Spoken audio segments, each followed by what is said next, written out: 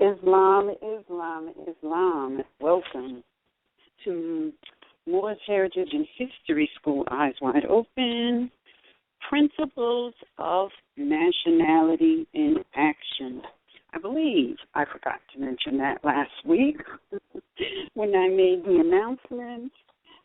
So I'm correcting that this week. This is your host, Anna Ida Ill, along with my co-host, Ms. Raheem Aleph Ill. Peace and love, love and peace. Islam. All right, Mariah Bay. Islam. I like that. Reverse the thing. Peace and love, love and peace. You got it. Oh yeah, that's Anna E. That's Anna E. right there. I picked that up. Anna I'm E. right. All right. Something that eventually stuck. All right. And also, we have Cujo Adwa L. Islam Moors. Peace and love, love and peace. Islam. Peace and love. Right, we all here. Yes, we are all here. Gang's all here. Yes. All right, before we get started, I just want to let all of our internet listeners know that the chat room is open. And also want to send a big shout-out to our family listening over in Great Britain, Islam, family listening over in South Africa, Japan, the Netherlands, Mexico, Venezuela, Brazil, and areas that, or I should say family, that we have yet to connect with. Thank you so much for listening and joining us each week. Peace and love to you all once again. Also, peace and love. Big shout out to our callers who call in every week. Every week, filling up the phone lines before the show even begins. Thank you so much for joining us. We really appreciate your, continued support, transmission of energy, the unity of us even building together, sharing ideas, and just coming together as a family. Falling humanity. Uplifting, falling humanity. Yeah, can't say it enough. Thank you so much. It's a wonderful thing when family gets together for a positive cause. That positive cause is the uniting of family, which is what this is all about. Uniting of Asia. Yes, uniting of Asia. Before we get started, every week what we do is we make a public announcement of Moors who have been kidnapped and are being held hostage. These Moors have been kidnapped by corporations disguised as government, and they're not government. They are, in fact, private foreign corporations. Some are corporations, some are flat-out companies. However, they are kidnapping the people off of the street for income, and we make a public announcement of that every broadcast so that people would know, and as we increase our knowledge of what is really going on, it becomes clearer and clearer as we make this public announcement each week. So we begin our list with our sister Abkarebe, who was kidnapped through a joint venture between Memphis and Shelby Corporation under the purview of Tennessee, Daoud Ill under the purview of Arkansas. Now, if we have the name of the county corporation, we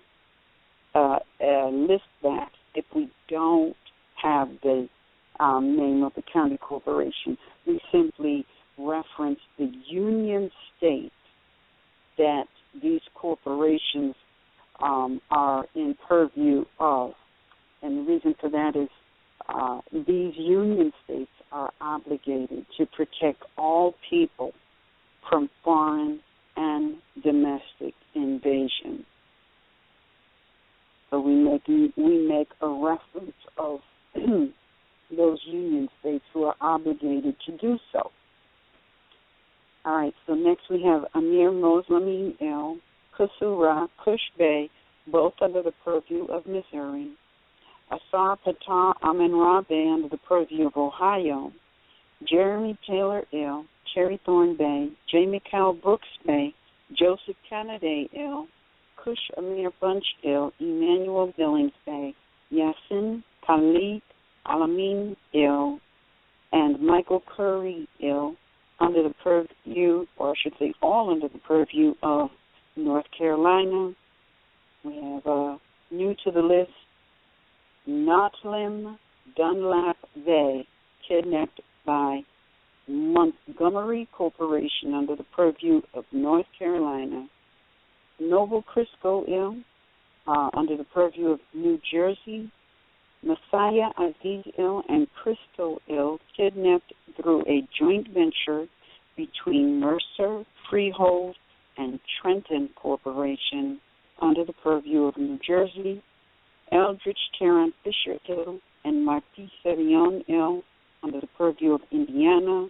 Solomon Il Bay, Mumi Abu Bay under the purview of Texas. William Barrett Il under the purview of Virginia. And new to the list, Bomani Abidwin Il, kidnapped by Chesapeake Corporation under the purview of Virginia. Che Ray Bay under the purview of West Virginia. Thomas Lee Bay under the purview of California. Victor Eduardo Valle Juarez Il, kidnapped by Harlem Corporation under the purview of Georgia. Patricia Bay and her infant baby, as well as Malik Il Bay, all kidnapped by Atlantic Corporation under the purview of New Jersey. Those are Moor's family members kidnapped and being held hostage for income. If you have knowledge of a Moor that has been kidnapped and you would like them added to this list so that they can also be added to this weekly public announcement, send an email to MHHS-Eyes-Wide-Open@gmail.com, and in the subject line, put Kidnapped Moor. All right, so let us go get on with the show. Let's see. All right. Today's broadcast is entitled, What Happens When, quote, Federally Reserved Indians Put Out an APB on impersonators of Federally Reserved Indians? Question mark. American nationals are forced to stand up and declare their nationality. It is interesting that modern Europeans have started calling themselves Indians and Federally Reserved Indians, both of which are reference a brand, not a nationality. Unfortunately, there are those Moors, unconscious and conscious, allegedly, that follow these modern Europeans instead of doing what Prophet Noble Drew Ali strongly advised us all to do, and that is be yourself. Wake up, you sleepy-headed Moors.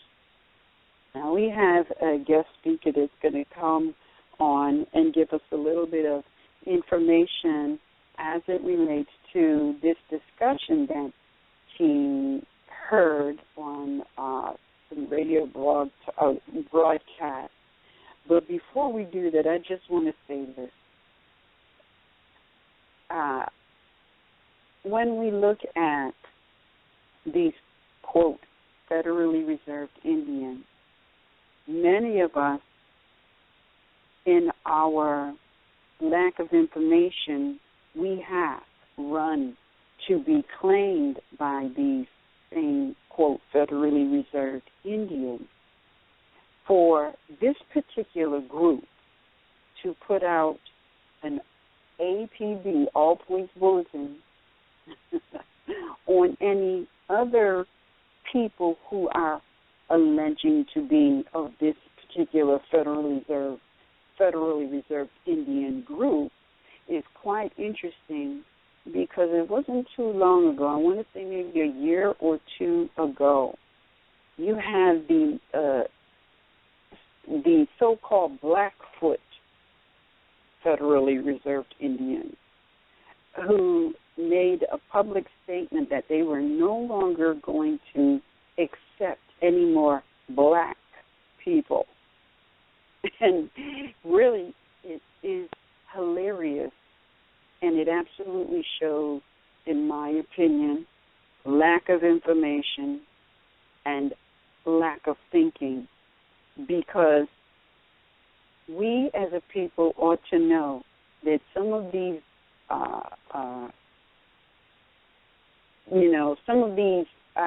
appellations or names or that are being used to describe the so-called Indians, for example, Blackfoot, Washita, Yamasee, Chickasaw, all of these, they're Tunica, they're referring to a particular family name, not a nation, but a family name, or I should say a family tribe. That sounds better. Tribe doesn't mean Indian tribe. It just means a family group. And I know a couple of years ago when I went down south, I went to what was called an Indian reservation. And I can tell you, there was no so-called Indian on that reservation. Now, we have to recognize that the brand Indian is referencing the melanated people, the Aboriginal indigenous people of this land. But once again, most people have been miseducated, and they don't know that when you hear the word Indian, you need to replace it with Moor. So now we have people running around saying that they are Indian. And one of the things that was so apparent to me when I went to this so-called Indian reservation was that all of the so-called Indians on that reservation were all modern Europeans. Absolutely, modern Europeans. So knowing this, now you're looking at 2 years ago, I want to say, Blackfoot federally reserved Indians who are modern Europeans impersonating another group of people. They're saying, we're not going to be accepting any more black people, but they're the original black people.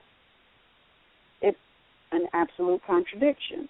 Now, today, you have these other federally reserved Indians saying, okay, well, we're not going to, if you haven't been sanctioned by us, the federally reserved Indians, which are your modern Europeans, you're not that family of Indian, so-called Indian tribe.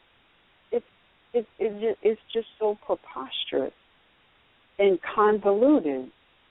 We really need to think about what it is we're running away with, because if we're not thinking, we can find ourselves in quite the conundrum.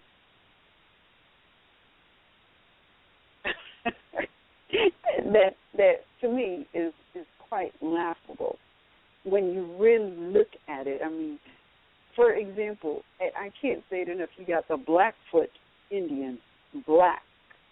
for Indians, which really are just a whole bunch of modern Europeans who are the original black people, saying we're not accepting any more black people.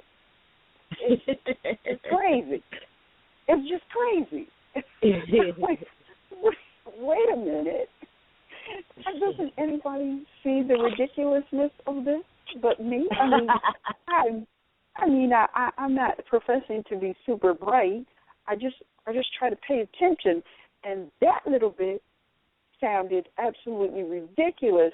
Here we are, like 2 years later, and you got another group of modern Europeans talking about, well, if we haven't approved you to be, quote, federally reserved Indian, we're going to have you kidnapped, and we're going to assist the police in doing so. That's so crazy, because these so-called groups of federally reserved Indians, first of all, the federally reserved Indians is just another word for modern Europeans, under the yoke of those modern Europeans. So then you have modern Europeans hooking up with their family members who are police, and you're telling them, be on the lookout for anyone that don't look like us that is alleging to be a federally reserved Indian. I mean, this is just absolutely crazy. Well, actually, you know, it does need to be straightened out because it's really complex. I would think that first, when we hear Indian, American Indian, and how they got injured and what they did to the Indian, and then they're going to give them, you know, what they call reparations, which could never happen because reparations means to repair a nation, and there's no such thing as, you know, an American Indian. It just does not exist, period. Now, they've been calling themselves Indian. Right. They've been calling themselves Indian, and I remember we had this conversation a few years back, and I said, you know, we have to take back what is ours. What they've been calling themselves Native Americans. No. We're the Native Americans, truly, originally. So the complexity is, right, we are. The complexity is that here's where it has to be qualified, and it has to be clearly straightened out.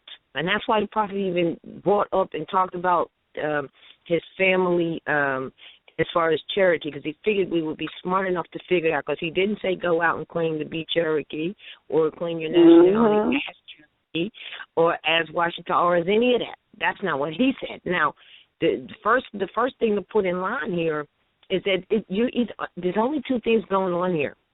It's either the Great Seal or the Eagle, which is subordinate to it. That is it, and that is all.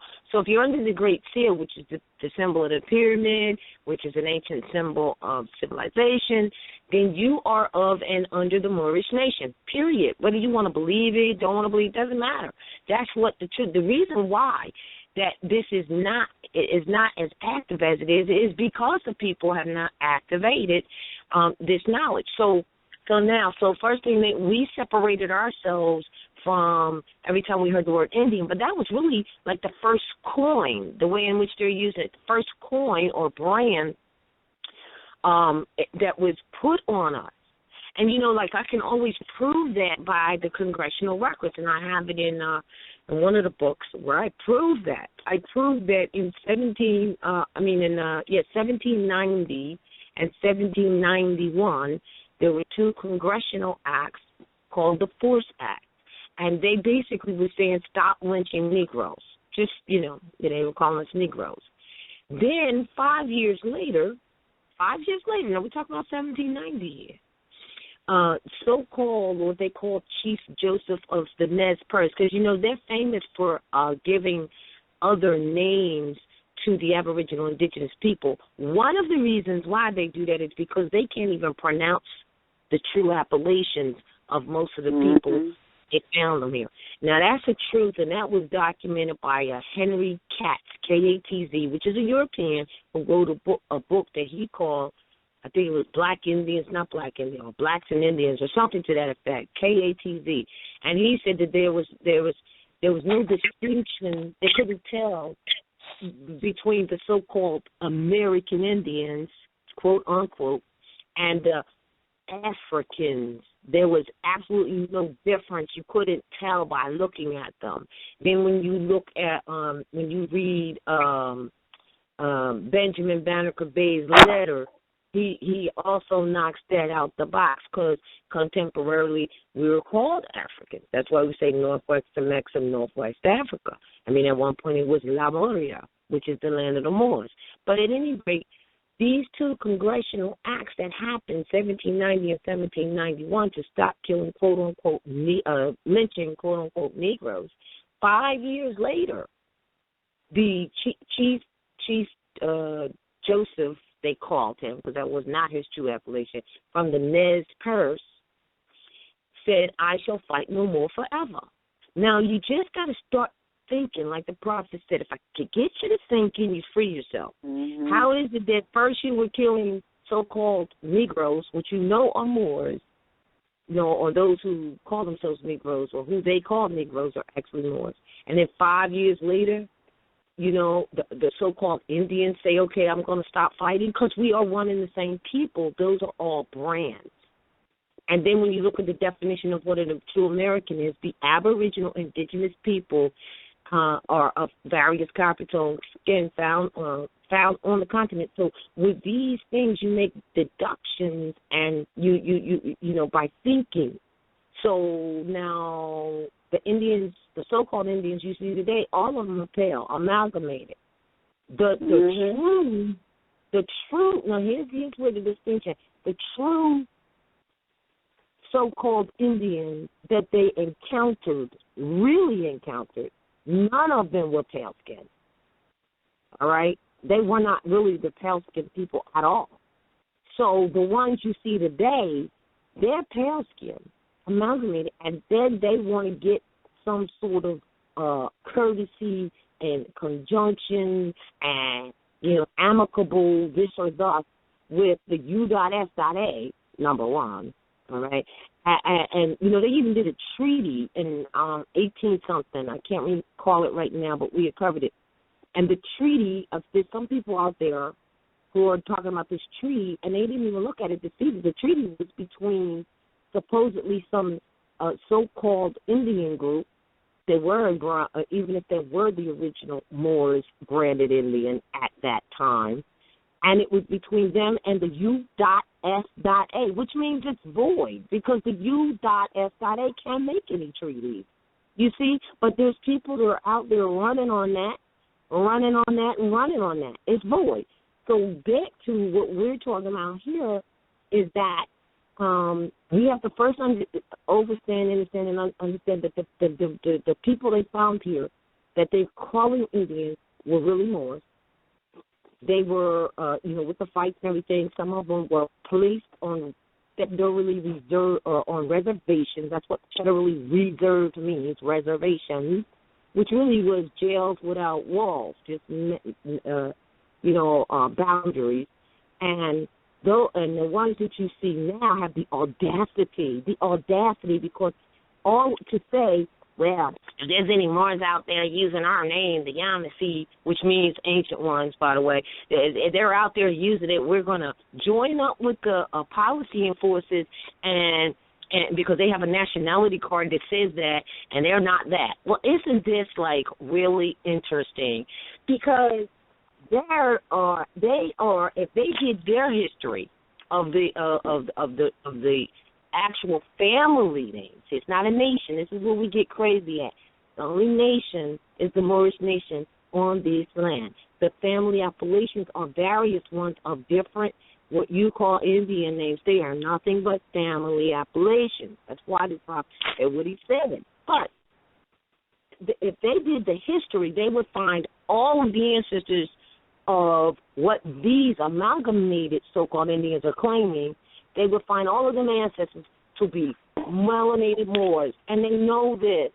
So all it is taking a position that doesn't really, in other words, if they're going to say that they're descendants of of them, then then how are you going to exclude the Moor? You can't.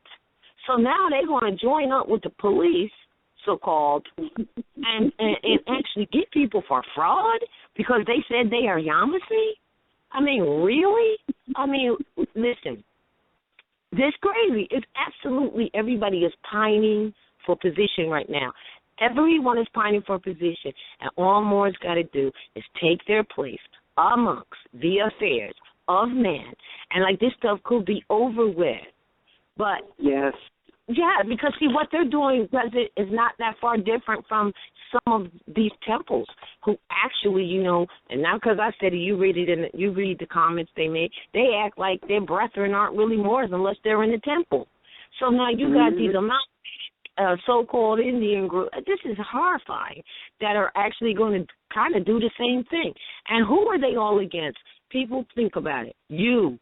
The unconscious Moor that's running around, you are food for their table because you refuse to honor your mothers and fathers and take your place amongst the affairs of man. So they're like, hey, let's go out here and get all those ones that are doing the wrong stuff. Yeah, let's do that. Because one thing they can't do, and they found this out, they can't have jack to say about an American allodial identification because they're not the American. They can't attack that. It's clear. Their father just came and told them that.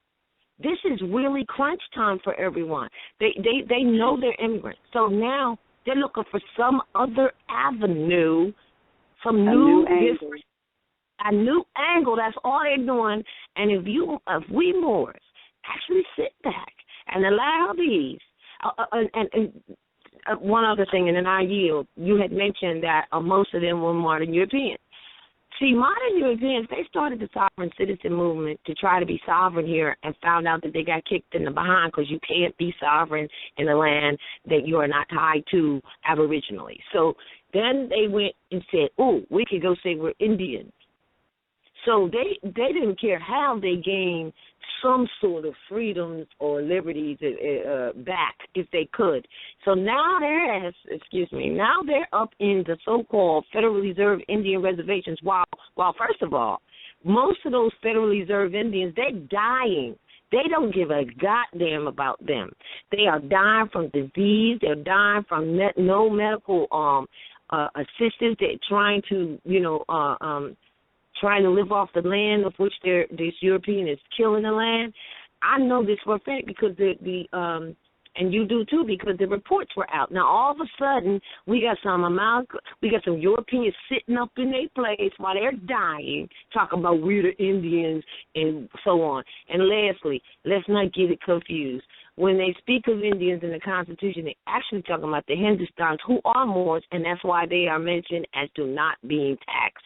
So with that, this is a lot of nerve. All I can say is, Moors, first, as far as your identification card is concerned, you need to make sure you have the right one in your pocket so that it can change in your pocket because that's what's happening now. They're actually attacking people or attempting to attack people who have an identification card, which they're calling a national identification card, but it's not a national identification card if it doesn't have a nationality on it. That is not what it is. So they're attacking them now. So this really is a very important time for Moors to take their place amongst the affairs of man. And that's all I got to say about it. Islam. Islam. Well, let's get the brother on the line. So I think that Cujo and may have had a comment real quick, or do you want to wait until after? All right. I don't know. I thought I heard him or Miz, one of them. No? Yeah. That was me. Yeah, I thought that, Cujo. I hear you, Cujo. You kind of low, but I'm always on you. Go ahead. No, I was just going to add on for the people to go back to what Mother Raj said earlier, that Noble Drew Ali didn't call himself Cherokee. Right. He was full-blood, born through that tribe. And he didn't tell anybody to refer to themselves as that. That's right. That should show you that Indian should be attached to you're not Negro, black, colored, or Ethiopian or Indian. So that's right. Like that should be the presentation. Yeah. As we go, we add on what we're not to Negro, black, colored, or Ethiopian. As we go, we add on. As we find the frauds, we add it on. That's right. Because you can only be what you are. And if you know what you are, then you're saying that you know what you are not. So as we go along, for instance, when they say African American, well, they weren't using that terminology then, but you're not that either. I understand what you're saying. Go ahead, bro. Yeah. But you got to know what you are. Yeah, we have to know what we are. But to know, if we want to know what we are, we can also know what we're not. There you go. To know what we are, and then it's pretty much whatever's left over. Mm-hmm. Oh. Because if we do that, if we don't add on, then it's gonna indirectly imply that we're down with, for example, black Indian, because we never said you're not black Indian. Right. Or if the Moors are the supreme authority out here, and they're not gonna say anything about black Indian, then I guess it's all right to be that, even though they say that they're not black. But there has to be like more effort of assisting our people to clean up their classification of themselves. Yeah. Yeah. Because they're not going to do it on their own. They're not going to stop calling themselves black on their own. They're not gonna stop calling themselves the conscious groups or whatever on their own. Like it's gonna take Moors putting the information out about us not being these things. That's right. Because they're listening. People are listening now. People are starting to listen to Moors. People are stop. Hey, hold on a second. Moor said that 5 weeks ago I talked to him more and he said something like that, and now it's in the news. Hold on a second. Maybe I should look into this Moorish thing. But it's happening. But we need more people on board still. You know what I mean? Like you look at the work that people have done to suppress this Negro, black, colored identity as far as Moors. You know what I mean? It hasn't been a lot of Moors that were talking up until recently. Moors were quiet with you're not Negro, black, colored. Moors weren't making that like the model. It became something that we say that we're not black, and people are like, what do you mean you're not black? They're like, what do you mean? There used to be times when calling yourself black and you want to go, slice somebody. Right. Because you're not even taking somebody calling you black. And I remember that in my generation. And now it's not nothing. People they just call themselves that like it's nothing. And then something happens and they're complaining about why somebody did something to them. Yeah, well, the fact that we got to keep changing who we are every 20, 30 years should be enough right there to really seek information on the subject matter. So I just would like to add on, if all is well. Yeah, go ahead, Moore. Now I was just thinking about, everything that was said, everything that's going on, and how, in fact and indeed, like all of these different, quote, tribes usually go back to meaning original people or ancient people. Like, like Blackfoot, right, was mentioned. And we know that Blackfoot is not the identity of any Aboriginal people, nor was that what they called themselves. That's another nom de guerre. And it's not really imperative because nationality is definitely the order of the day. But I just wanted to give these couple of references before we go on. All right, so Blackfoot, that's not what they called themselves. They called themselves Nitsitapi, which means original people, right? Then, for another example, you have the Navajo people who refer to themselves as the ancient people or Anasazi, you know what I mean? And they use that word to refer to ancient people. And then you have Yamasee, which literally means people ancient, you know? So all of these different tribal appellations are saying we are original people. So that's one thing that you could say is in common there, right? That all of these tribes are referring in the Aboriginal appellation to being original people. So today, like when you was mentioning, you know, Europeans on these plantations, on these reservations or whatnot, you know, claiming to be the Aboriginal people of the land, that's definitely a fraud. And I just wanted to quote a reference here out of this book, Aborigines of America.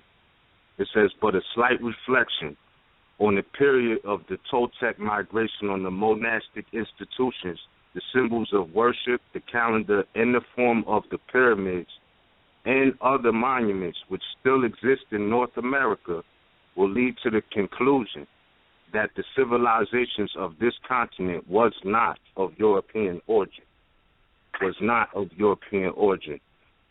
All right. It goes on to say, we have alluded already to the striking similarity of some of the figures in the antiquities of Central America to the, quote, Hindu drawings. They didn't even say Indian. They said Hindu, which we know those are still Asiatics, and we're not Indians. One more thing. This is page 47, Aborigines of America. It says, yet, whatever resemblances may be traced between the Americans and the nations of the, quote, old world, the Europeans, it was the old world. It says there is nothing in them modern or recent. There's nothing in them modern or recent.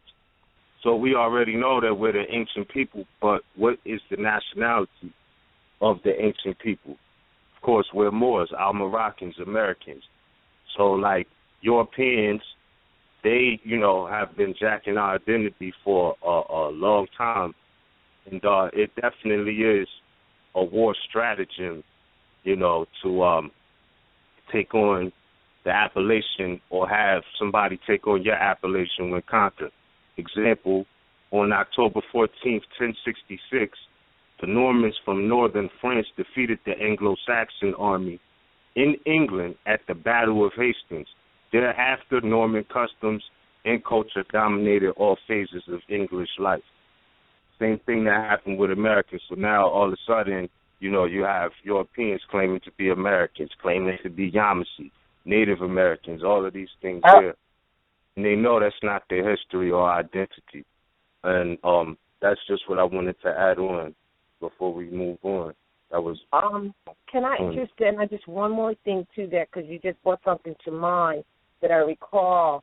I don't remember what it was, but there was an acknowledgement. It might have been when Michelle Obama was doing the naturalization, or it may have been doing some other time. But I was wondering why when she was mentioning some of the people who have brought a lot of good things or done some good things in terms of the building of America, et cetera, like that. And, of course, she's blending in the U.S.F.A., and she made that distinction that they're two different things. I mean, if you really, really know that, you hear it. But if you don't know that, you don't hear it because you think U.S.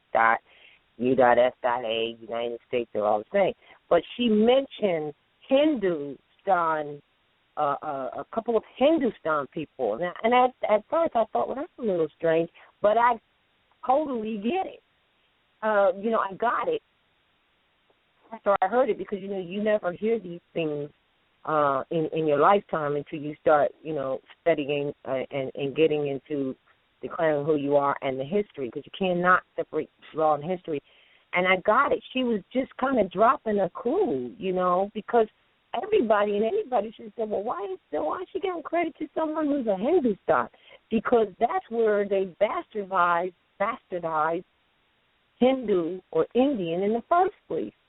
Because everybody knows that Christopher Columbus, who is one of the Europeans that, supposedly found this continent, it was never lost, but even in the definition of the true application of American, it says those copper-colored people found on the continent when he got here, when the European got here. So with that being said, he thought he was in India, but he wasn't. And then the truth is that Hindus, as you mentioned, they're Moors. And they look like us. They're Moors. I mean, we're all family. So you start putting the pieces together. But anyway, back to this subject matter with these fake these Europeans now running to the so-called reservations and being Indians, and then demanding better life and better this and better that for the Indians. I mean, it's crazy. It's crazy. That's all I wanted to add. Right. I know you want to add the brother info because he listened to it. So. Well. Islam. All right. Well, let us bring in our guest for today's show. He's going to give us an update on what was actually said in I believe it was a radio broadcast.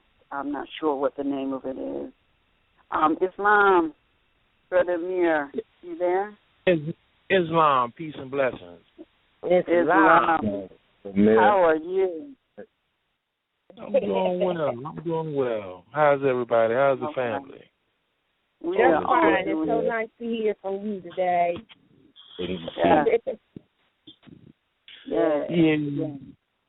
Yeah, I like the way you. Go ahead. Go ahead. I was gonna say I like the way that you open up and you gave a lot of those things in reference to the so-called Federal Reserve Indian. Mm-hmm. And I was just sitting here looking in a dictionary. That's the Webster Dictionary from 1828. And I was looking at the definition of American. And it says, a native of America originally applied to the aboriginals or copper-colored races found here by the Europeans, but now applied to the descendants of Europeans born in America. Mm-hmm. Apply to them. Yes. But the original application was to the aboriginals or copper-colored races found here by the Europeans. That's right. Can't change that. Right. Mm-hmm. So it's another definition as to Americanize, to render American, to naturalize in America. Okay, so this is what these people are doing. They're Americanizing. And they have came here. I was listening to the program, came on about a week ago here, and I'm in northwest of Mexham, outside the Maryland corporate limits, and there's a private radio station. It's called WPFW, and they do have an online connection.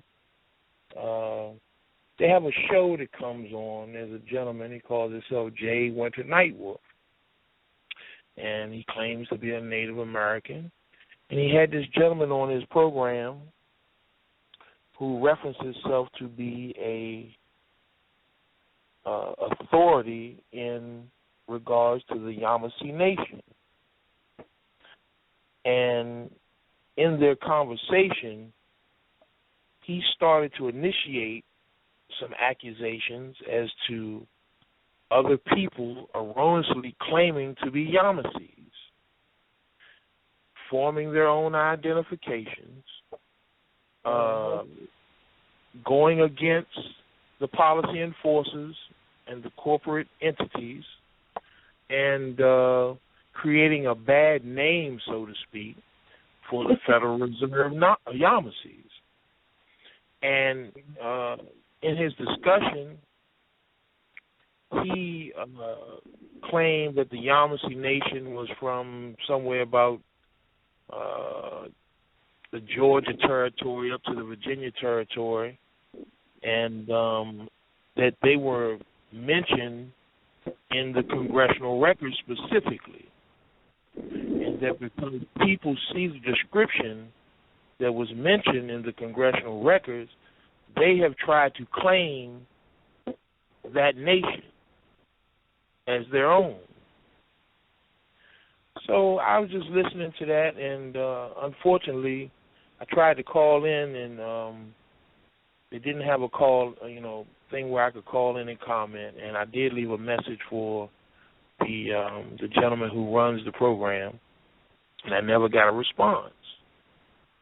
The gentleman even went so far as to say that he was working with the policy enforcers and the corporation, United States, to help bring these people to so-called justice. And, I just, like I said, once I heard that, I called Sister Roz and let her know that I had heard that on the program, and, we talked about it, and then, I felt that it had to be shared with the family, because after just reading the definition of American, how do they claim a distinction in everyone else? Yep. And if all the land is our land, how are they claiming something that the federal corporation gave them to live on? That's right. When all the land is ours. Not only the land here in this continent, but the planet Earth. How about that? So I just, the mode of divide and conquer is one of the oldest precepts in war. Mm-hmm. And we have to realize that we are at war. Mm-hmm. And it's a mental, spiritual war. Yeah. And it starts within ourselves. And so man lost his birthright because he catered to his carnal self. Mm-hmm. We have to elevate ourselves to our higher self. Mm-hmm. And realize, it's a saying, you can't see the forest for the trees. Sometimes you got to step back off of it and take a greater view of everything. Mm-hmm. And I think we get caught up so much in the little slight intricacies of things that's going on day to day, the bills, the things with the family, and everything that's just going on day to day, where we have not taken time to step back, unite with our family, exercise our culture, which is an ancient high culture, and elevate our minds and our spirit to be able to see and unite and overcome the adversity that's before us. Wow. I just I just sit back and I see some of the things that's going on, and Black Lives Matter. Black Lives Matter. Okay, we do know that black is the source of everything. But in the context of how it's being used here, it's being used in a negative fashion as a brand. We gotta stop getting caught up. Yeah. Because it says something about the word. Mhm. The God is the Word, and the Word was with God. Mhm. So it's all in how you use words, because words have energy and force, and it's how you use them. Now you walking around talking about Black Lives Matter, Black Lives Matter. You hadn't sit down and strategized. You're just marching up and down the street. You ain't doing nothing on a united front as a whole. Like you say, it all would stop instantly if we all could get together on the same page. You know, but ego, the ego is what the ego, you know, which is being fed by the lower carnal self, has or keeps us blind from the real enlightenment that's there for us to see and there for us to be engulfed in. And, you know, I just go ahead. Well, what I wanted to do was just where is it? Going into the Quran, where the prophet, I believe it's chapter 1, and he says that what you really basically what you're saying that it's the lower self activity as to why man fell. You know, I like to really say it exactly. It says, but man. He says, man is the Lord of all planes, manifested produce class of minerals, plant of beasts, but he gave up his birthright just to gratify his lower self. Right. That's what he's talking about with that lower self ego. And he says, but man will regain his lost estate. See? Because if because this is about your status, which comes from estate. He will regain his lost estate, his heritage, but he must do it in a conflict that cannot be told in words.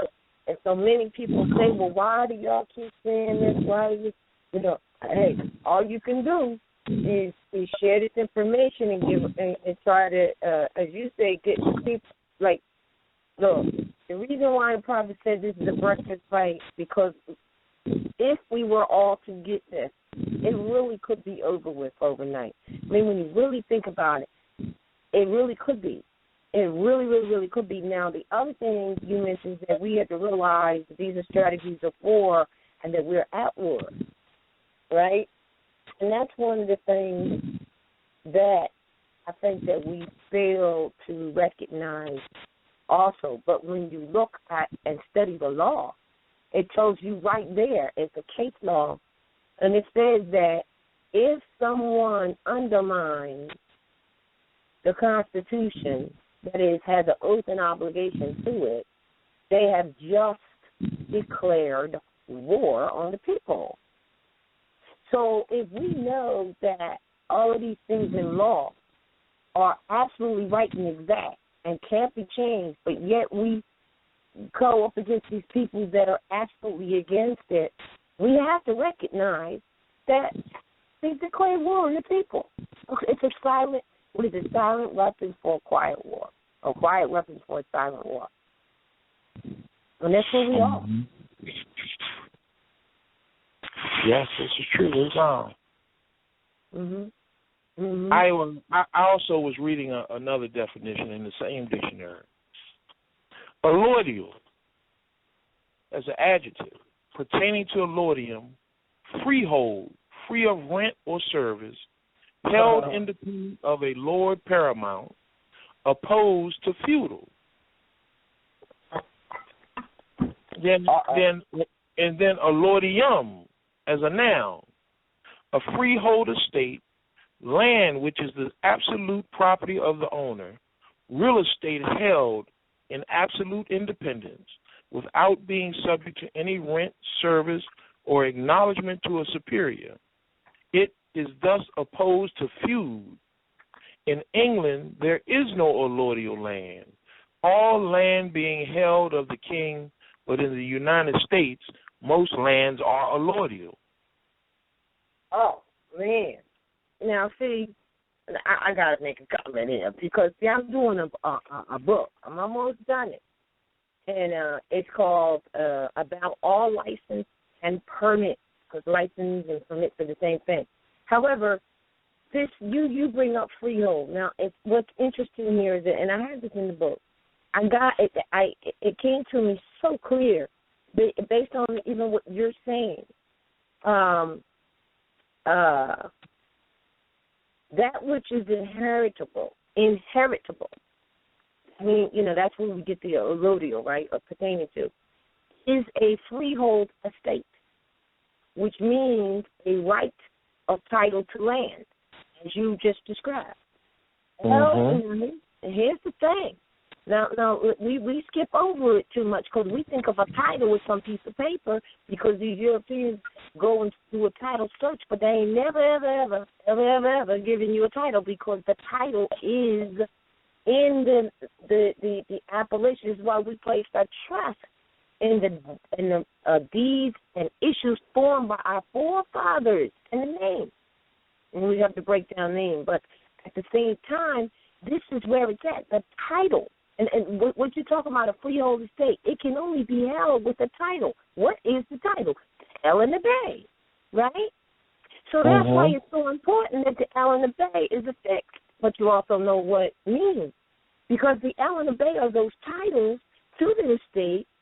And that is the reason they were stripped. When the prophet said they were stripped by paper and thought only, though, from the Moors. And then the Moors were labeled and coined with name, which are tags. Because if it doesn't have an L or A, it's a name. If it has an L, it's a Christian tag. It's a tag. There's a difference between a name tag and an appellation. Now, what I found interesting is that the designation of that a name, when I looked it up, and the only reason I'm bringing this up is because it goes in what you're talking about, a freehold. Because you can't have a freehold estate without a title, and the title is definitely El Bay Day, El and Ali. That is the title. So when they strip that, we can talk till we blue in the face. Without the title, which are the issues that were formed forefathers, which is the title, right, then we can't claim jack. We can't say we have a freehold estate. So when you go back to the name, it is distinctive characteristics in words by which one is known and distinguished from others. And this part I found interesting. And descriptions or abbreviations is not the equivalent of a name. And I'm glad I had this opportunity to say that. So when all those people who send in for the appellation and they give me initials, we don't use them. You just spell it out or you don't use it, but no initials, right? And now as to, this is where it's coming back to what you're talking about, because I had to just study this. So you're right on the vibe. I was just talking to Ms. Rahim about this. As to the use of Christian names, because I forgot to say that, excuse me, let me go back. The name definition is a designation of an individual person or of a firm or a corporation. That's why you got to be clear what kind of person they're talking about. So when they say person must do this and person must do that, we have to be real clear that they're not talking about artificial person. And if it's 14th Amendment, all of it is artificial. So, I have a section called March to be Free to Remain Dumb under the 14th Amendment. But anyway, a person's name consists of one or more Christian. Person's name consists of one or more Christian or given names and one surname or family name. So now it says as to the use of the Christian name and surname and their use and relative importance in law, to see in Ray. Now, I thought that was really important, crazy. I said, why would you go see in Ray? Well, guess what? Because in Ray means what you just said, pertaining to, in reference to. So if you have a matter before court that is in reference to it, and that would be English and Christian law. You just tied in what I'm actually researching right now, because anyone who is a Christian as we talk about Christian powers, with the treaty, or anyone who is England or from England, we must recognize that there's English law and there's American law. We need to take the English law and throw it down the toilet because it ain't got jack to do with it. And a lot of Moors keep applying the English law to their affairs, and it's not correct. So basically what this is saying is that if it's a Christian name, it can only be in reference to, because they can't have ownership. But if it's in rem, that's the direct owner, what you just said. That means it's a direct thing itself, property or goods, directly. So, wow, man, this is so interesting that you would bring that up. It really is. Yeah, and I tell you, I don't even remember how I got this dictionary, and it's a Daniel Webster 1828.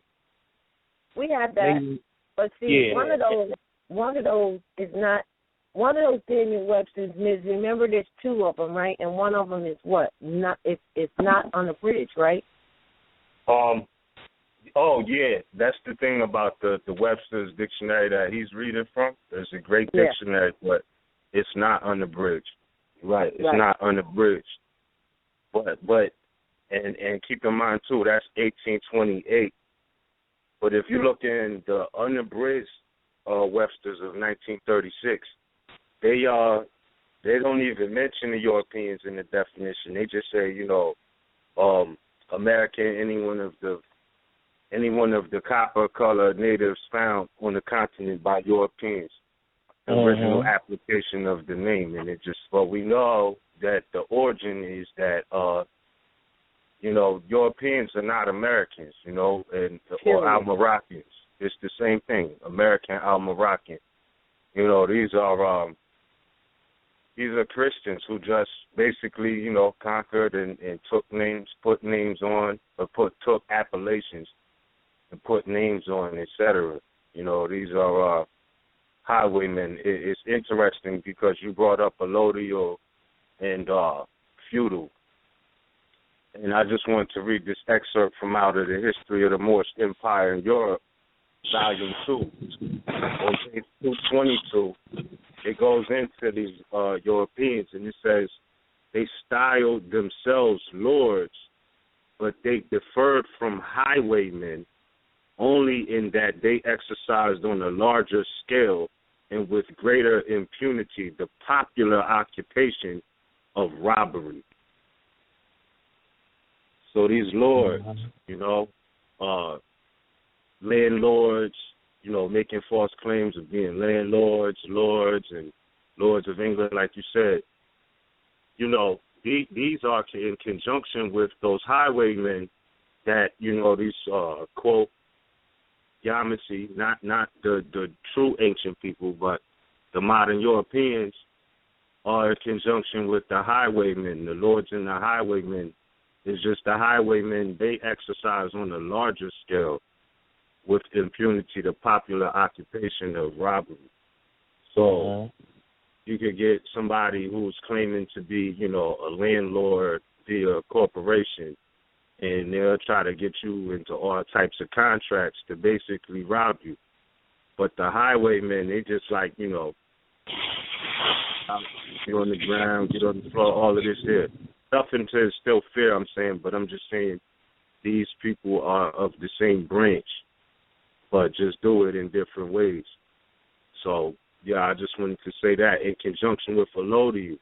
You know what I mean? Because this is important. Why it's even claimed, on everything, on your claim to the land, your estate, your nationality card.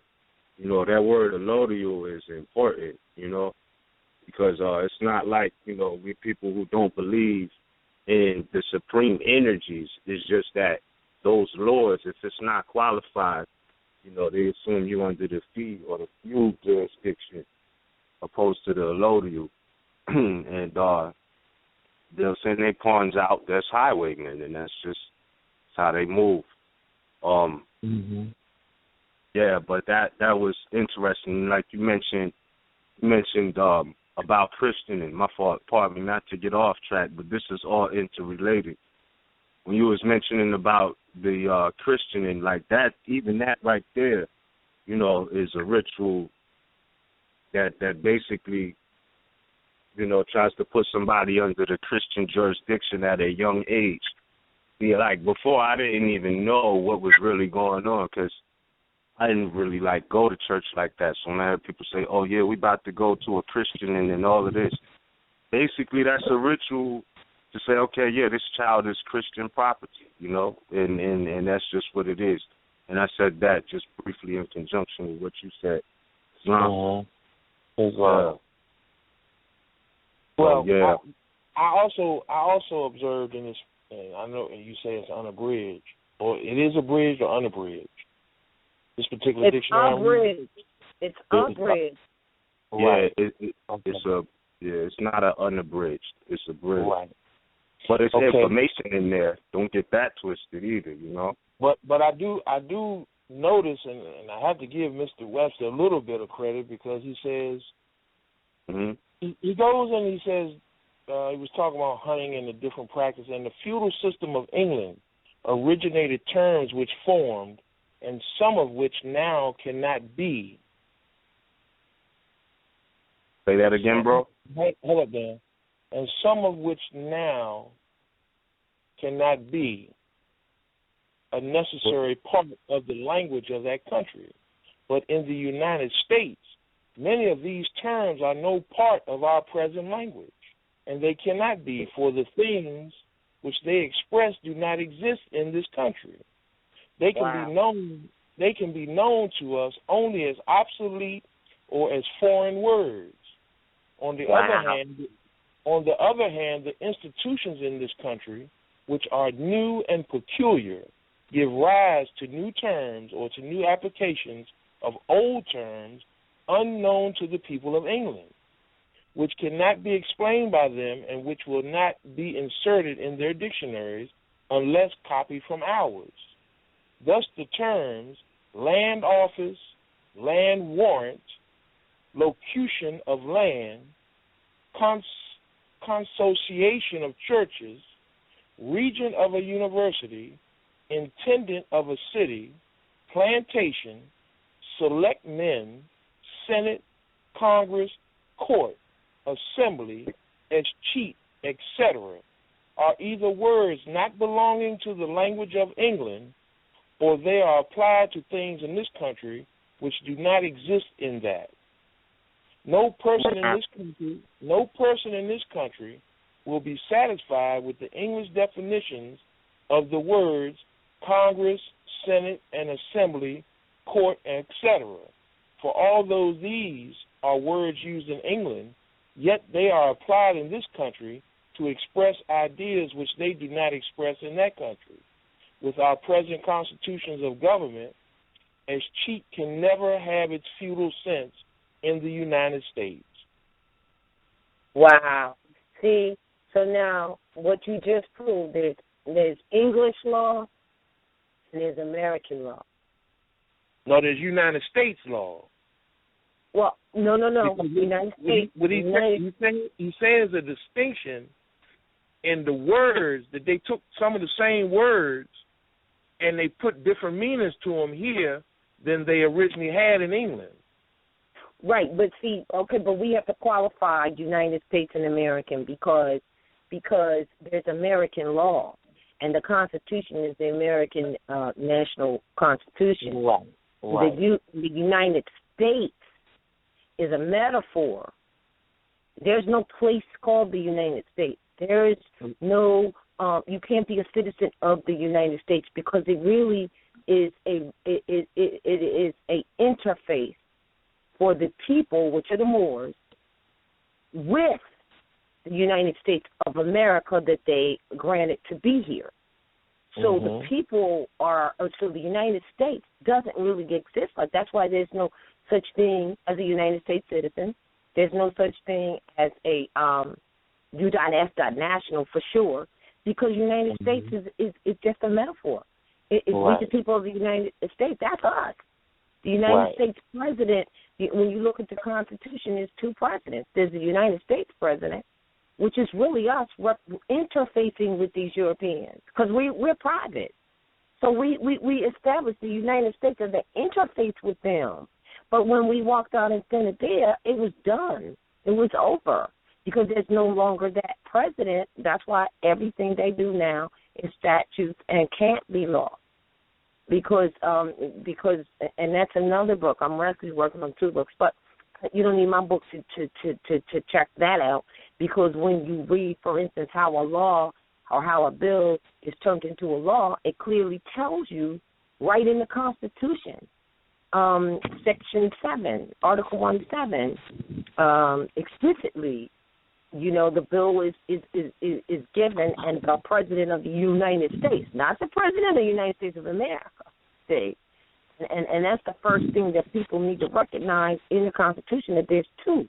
But when it's presented to the President of the United States, not the United States of America, if he doesn't like it, if he says no, then they can get 2/3 vote from the House, and it's going to go anyway, whether he likes it or not. But once they get the 2/3 vote, if they get the 2/3 vote, it'll go after they say who said yes and who said no when they do their vote, and the president can have knowledge of that, or like who's with me, who's not, and then they give the president 10 more days to sign it, even if he didn't want to. But if he doesn't sign it, he doesn't have to, but it's still going to become a law. The bill will become a law, unless, right there in the Constitution, unless what? Unless Congress has been adjourned. Now everybody can go to the congressional record and find that Congress has been adjourned since 1861. And when that happened, and you read in the congressional records, I just imagine how he said it from what it says. He basically said, nope, gentlemen, I got nothing else to say. So they say in there that it was he didn't want to return, and he had nothing else to say. And so they said, well, we have to adjourn in Senate. So he was really being real smooth about it, saying, screw all you Europeans. I ain't doing this. Mm-hmm. We're done. And at that point, they really were done. The United States of America was really done. But, 10 years later, they came back. Now, here's the trick. This is very important for us to know, so we can move forward with surety. When they came back up in 10 years later in 1870, I think it was, like that, what they did was they came up as corporations, pretending to be government. And that's why Anna keeps saying, check it out. They are corporations, because they were done when we walked out in Senate. Done. Right? So this is what they did. Now, if they want to remain being quote-unquote government, which is something very important we should think about, then that means their duty as quote-unquote government is to protect and preserve the rights of the people, of which they're not doing that. So therefore, they're not government. And from research, you find they are corporations pretending to be government. And that's when you'll find, instead of Maryland State, which is of the Republic, it's State of Maryland, which is really the corporation. The State of Maryland versus you. That's a corporation. So this is also why you have that case law that came out that said these state governments are but corporations, and they have no parity with the real. They cannot tell the real people what to do. So then we have our other conundrum, is that the people are walking around admitting they're artificial. That's why this whole mission, this whole purpose, is to declare your nationality and take your place amongst the affairs of man. But it sounds simple, and it is simple, but it requires, I hate saying study, but it requires knowledge, of which Yahshua said we suffer for a lack of knowledge. And that wasn't that long ago, because we don't deal with calendars, not really, in that respect. There's just cycles of time. And it's cycling back around now. But, so that's really what it's all about. So, like, and if we all had knowledge with surety of what is really what, this is part on how this thing could be done with overnight, because these people that are talking to you are not government. They don't have any rule over you, even if they were government under the U.S.A. But I think it's real clear that we clear up the United States being the metaphor. Although it represents us, it's just an interface. And we no longer, deal with them in that respect. But even with that, here's the power. Even with us walking out and Senator from Congress, the law of the land is still the law of the land. It's really. Oh, absolutely. And so what have they been doing? Doing everything against the law of the land, presenting it to you some other crap that they say is the law, some constitution that they established that has no fortification at all. But we don't know the difference, so we think it does. So we get people to say things like, the state of Georgia suspended the Constitution, not knowing that, no, they might have suspended their own. But if they did, they did. If they didn't, they didn't. But, the state of Georgia is a corporation. Georgia State is the republic. Right. And also, the United States is not a bloodline. Like, there's different nations that make up that corporation. Like, it's all basically of the same stock, European origin, in contract with some Moors or whatnot, but it's not the land. And I think it's interesting that Noble Drew Ali said that those who fail to recognize the free national name of their constitutional government, are classed as undesirables. You hear what I'm saying? Like, why would he say the free national name of the constitutional government? You know what I mean? What's if United States is not a bloodline, on what grounds, can they claim national standing? You get what I'm saying? Without nationals that make that agreement. I mean, you have Englishmen, Frenchmen, all of this here. But in all reality, citizens, anybody claiming that nationality or citizenship is definitely classed as a corporate person, as that's attested to in the Black's Law Fourth Edition, Henry Campbell Black's Law Fourth Edition, where they go into, persons as used in the first clause of the 14th Amendment mean corporations, and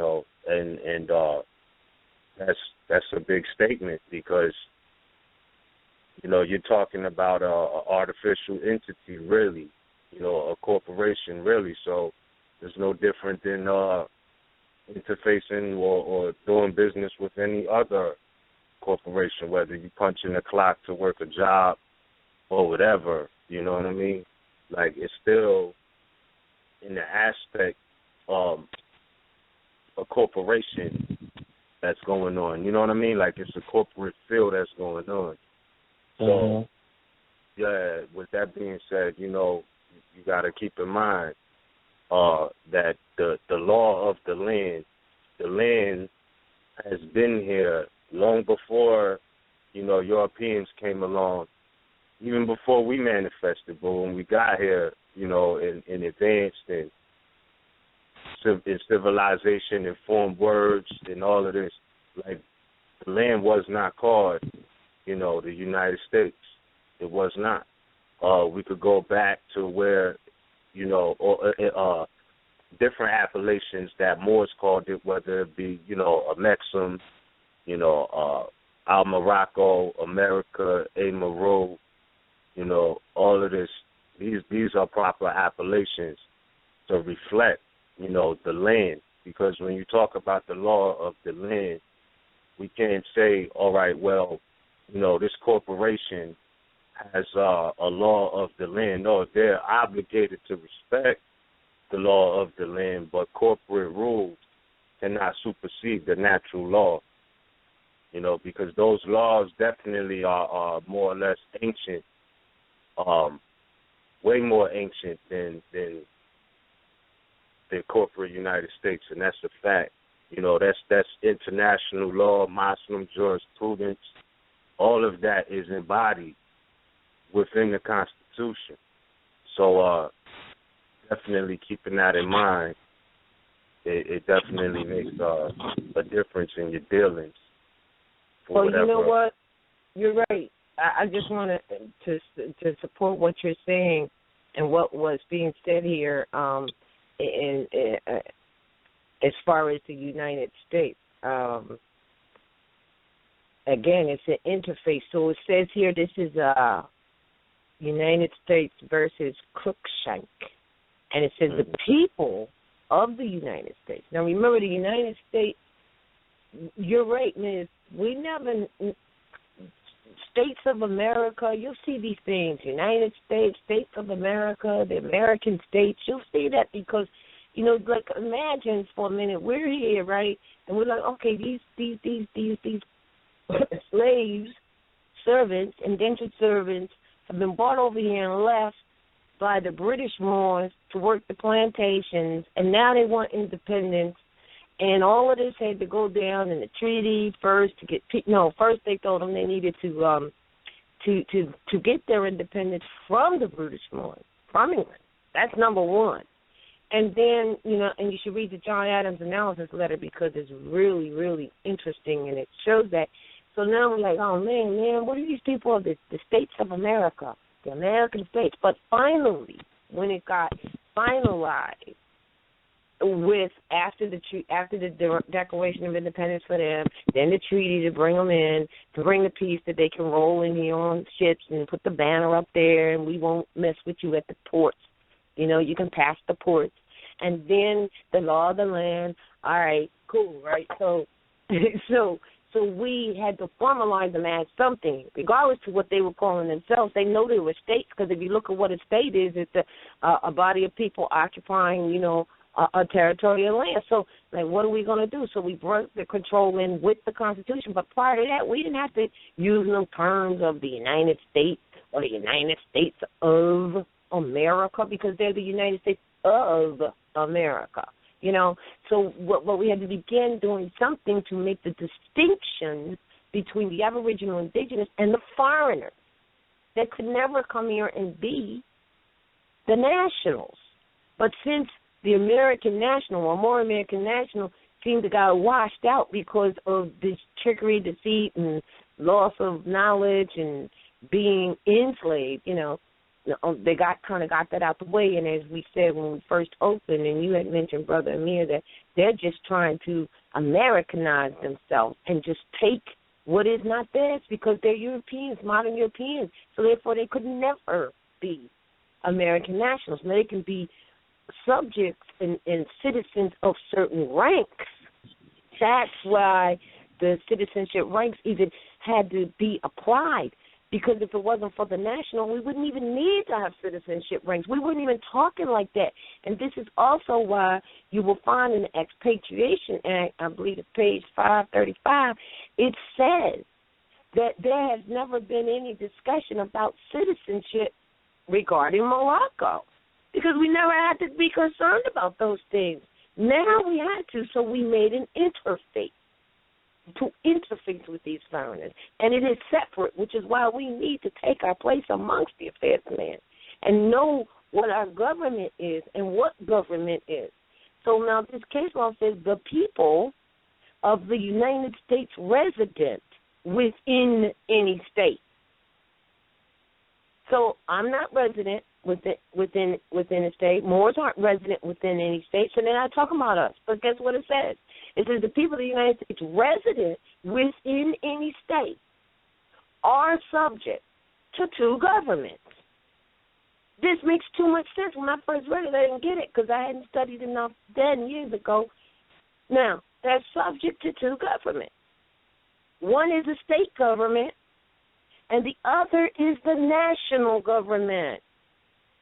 So the nationals need to actually claim that they're nationals and they're dealing with national government, which is the American National Constitution, to enforce it anyway, because we didn't have to have that before, although it's built on ancient principles. And when you're talking national, you're automatically talking international. You can't even talk international without national, right?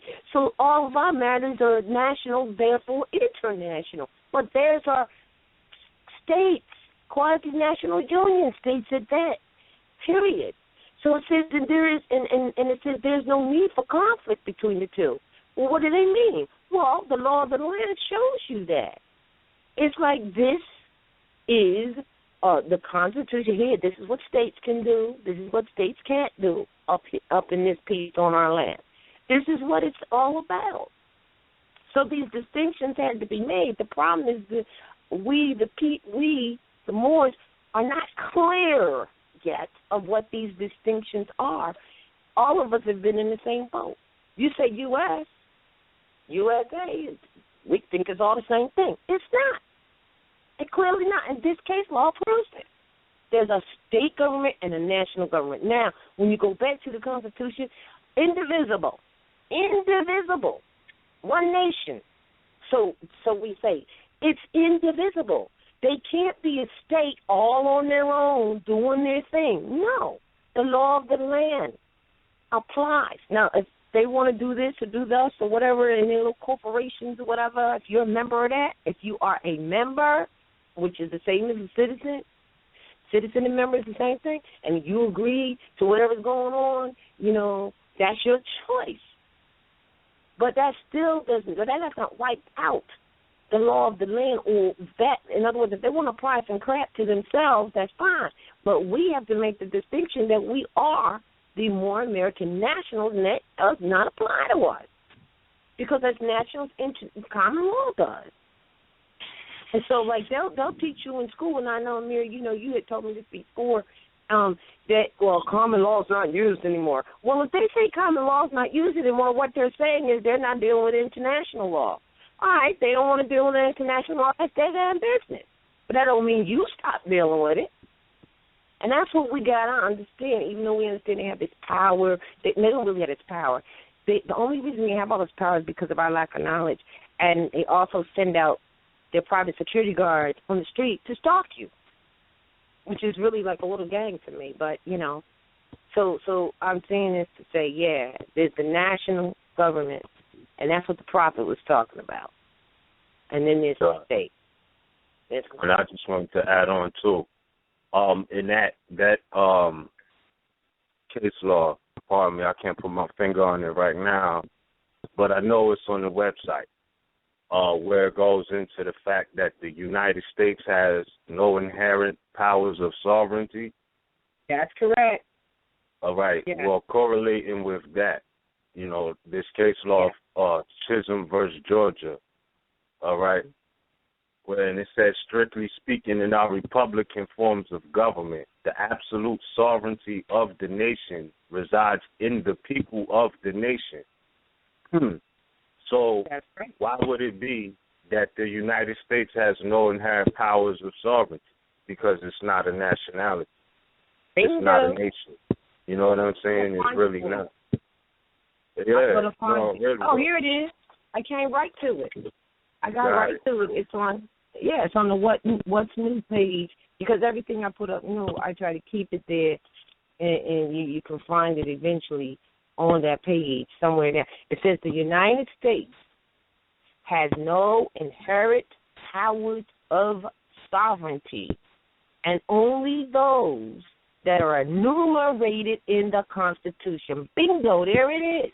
Listen, it goes on to say the manifest purpose of the 10th Amendment was to put beyond dispute the proposition that all powers that are not so granted were reserved to the people, and any further powers can only be obtained by a new grant. So the Constitution was granted to them. It wasn't meant for us. Our only duty is to enforce it. So it was granted to them, and unless it changes, then you go to the case law that says the Constitution is a written document. As such, it cannot be altered. And then you go to what the definition of a Constitution is, and it tells you that it can only be changed by the authorities that established it, which are Moors, which are sleep. So it's not changing. No time soon. We're not get there yet, and that's a good thing right now. In terms of it not changing, because we need to enforce it first. Well, how can we change something we don't even recognize? You know what I mean? Of what it is. So until we get back in and link ourselves back to the family of nations and all that comes with that, which means we must know government. All right, and add diplomacy, which means if you're a diplomat, you can attest to the validity of records. You can't be a diplomat and you can't attest to the validity of records. You know, because you ask people, I'm a diplomat and I got diplomatic status, and then you ask them, you know, a question about any documents, the validity of a document, and they tell you, well, yeah, Georgia suspended the Constitution. No, you know what I mean? So they can't attest to the validity of Jack if they believe that, so they don't need that title.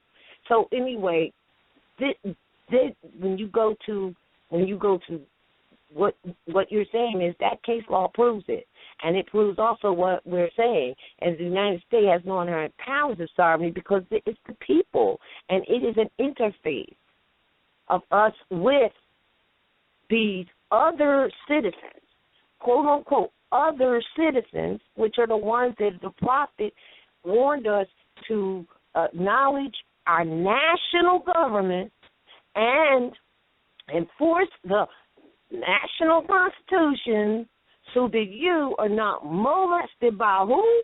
By other citizens.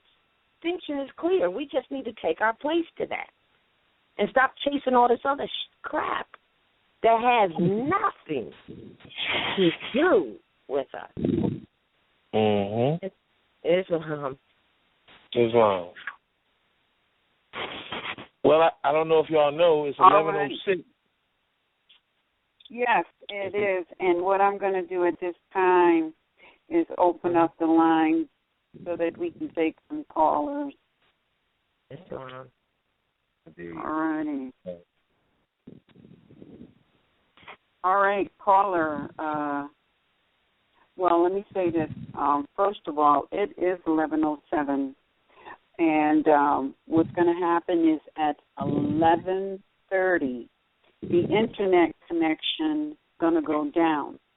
So if you would like to continue listening to the conclusion of this broadcast, you need to call 347-945-5899. If you are unable to get in,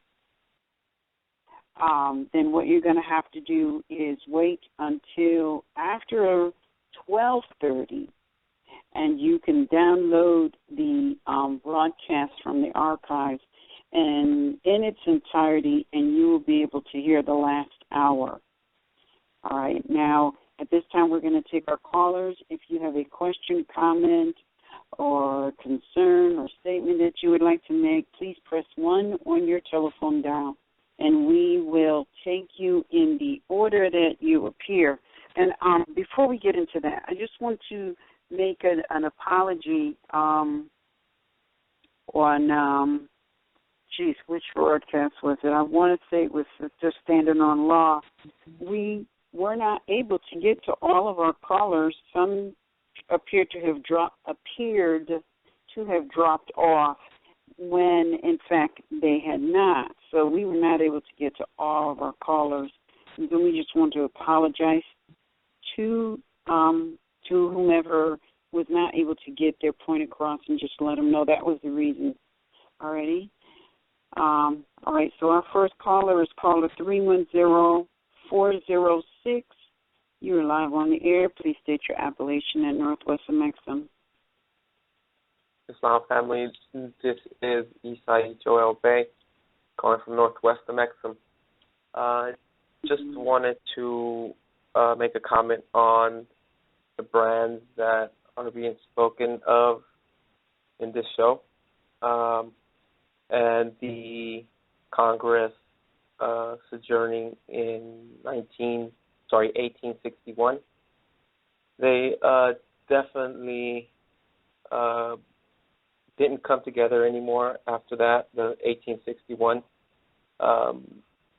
without a date, of course. And it seems like later in 1865 there was a reconvening under feudal law, and that's when the 14th Amendment was ratified, was brought up. Now, the 14th Amendment, of course, actually, not ratified. before you go further, they didn't reconvene in 1871. The municipal corporation without authority was established in 1871.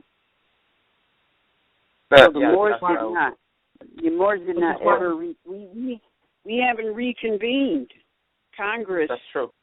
De jure, not de facto. De jure has yet to reconvene.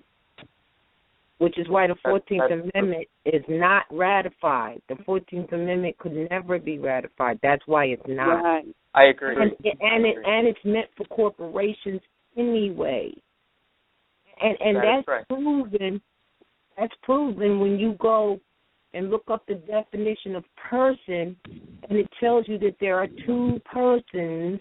One is a natural and the other is an artificial, as it is used in the 14th Amendment. They use the 14th Amendment as the definition of what an artificial person is, which is the link, the tie for us to recognize that if we don't have any other reason to recognize it, if we don't, that the 14th Amendment was meant for corporations, so therefore it doesn't apply.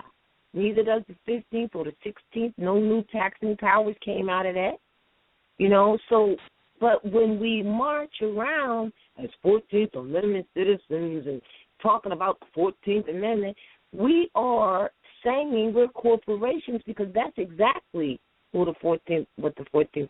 And I think what you're saying is they created that to try to bring themselves as corporations into something, but it's not ratified, so therefore it ain't even real anyway. That's right. And really what we need to, as a people, and I'm not just saying this to you, I'm just saying this on a whole. When we say things like, okay, they created a 14th Amendment person, what everyone needs to be able to do is to explain what that means. Because if you say it like that and really we shouldn't be just blurting things out. We should be verbally expressing what is. And because we just pick up things and run with it a lot of times. What happens is as soon as somebody says, oh, what does that mean? We can't explain it. Islam. Well, thank you. And also, another thing I wanted to comment on was something that the guest also mentioned about the identification cards that the Lenape, I believe, the Lenape tribe or nationals were carrying and making bad names for them. I also wanted to comment on the I'm not sure if I'm coming correct, but ID cards in the hands of Moors when they can't or they cannot represent them correctly. I feel that also they're also making a bad name for everyone who's standing and fighting correctly or being active. Here's the deal, though. I understand what you're saying, and that has been something that people say, and it's like saying now when they get a so-called identification card, which from a state or from the driver's license that they think is an identification card, They don't ask them whether they know anything. The point is that they're Moors, and they have an allodial Moor American National Identification Card. You're right. They need to know what that means, which is what this is all about. But it doesn't mean that they can't have an identification card. You understand what I'm saying? Yes. I feel that maybe they should be prepared as opposed to just. I mean, they do have. I understand what you're saying. I understand exactly what you're saying. They have to come up to the plate as to what that is, but that is what it is. That is their identification card issued by their national family.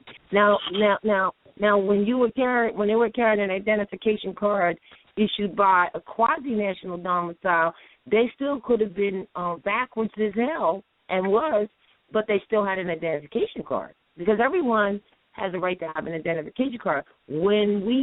If we say, well, I'm not giving you an identification card because you don't know how to carry it.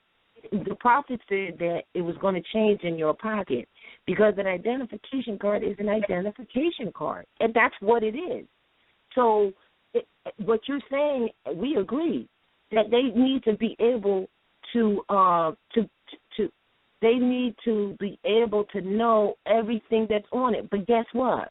We gave them everything that's on it on the site and gave them what they needed to know regarding it. But if we held it back, nobody would ever get anywhere, and you would never have any access. It's just like a lot of the information we put on the site, we're like, well, I know people are going to use it wrong, and they have because they don't study. But at the same time, for those who it has assisted, say as yourself maybe, then that's one more in one more where it has assisted as opposed to not at all. So you're addressing our very problem, which has already been addressed even by Prophet Noble Drew Ali when he was on the scene. He said study. He said you're not Negro, colored, and black, so therefore study the subject matter. The people refuse to study, but it doesn't mean they're not Moors. See, and to say it's almost the same to say that if you don't come through the temple, you're not really a Moor. We can't do that. It would be wrong of us to do that and say, well, you can't have an identification card, an allodial American National Identification Card, because you didn't do enough studies yet. It is a conundrum for us, but it is what it is. So when we say making it bad for other Moors, we understand what you mean because we have had a lot of experiences where we've given people information and they go out half-cocked. And I just talked to someone the other day. I'm like, man, I can see what the newspaper headlines are going to be from what you just did. What you just did was not really so. You know what I mean? So. Yeah. I hear what you're saying, and that's my position on it. I don't know. Anybody else want to comment on that? Yeah, well, thank you. Yes, also, just one last thing, and this concerns or is in regards to, I think last week I was on as well, or the week before I spoke about getting a writ reviewed, and which I've sent out to you. To the Moorish National Affairs, and also sent an email. I was wondering if you had received that, either an email or the letter sent out to you, made out to Mother Anita. So if you have, diligently just wait. I'm actually just waiting, patiently waiting, and if you have not, that way I can make changes. To it. I'm going to have to talk to you about that possibly tomorrow because I'm going to have to ask you for additional information because I have not received anything recently. So, I mean, that doesn't mean you didn't send it. It just means I could have received it and it got placed. I don't know. Well, I didn't certify it, and the you don't know. No, you didn't. You wouldn't be certified. It would never arrive if you certify it. I'm just saying. I don't know. I'll have to speak to you after the show to get additional information to just go look through what I have received, when you might have mailed it, and things of that nature. So I have your contact number, and I will give you a call tomorrow. Oh, well, I'll be on standby. All right, and what's your appellation? Isai Joel Bay. Isa? Isai. Isai. Joel Bay. All right. Isai Joel Bay. All righty. Yeah. I'll contact you tomorrow. Well, I appreciate all the Moors out there doing work. Keep working hard and study. Just, all you other Moors who are just out there studying, it's time to be active. I can't emphasize that enough. And well, if they're studying, they are active, and that is a wonderful thing. That's all there great. is, studying. All right. Thank you so much for your call. Peace and love. Peace and love.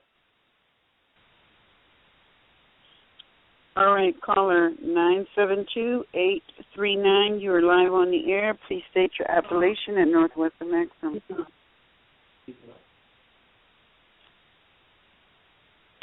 Islam, caller 972-839. Islam. This Abdul. Islam.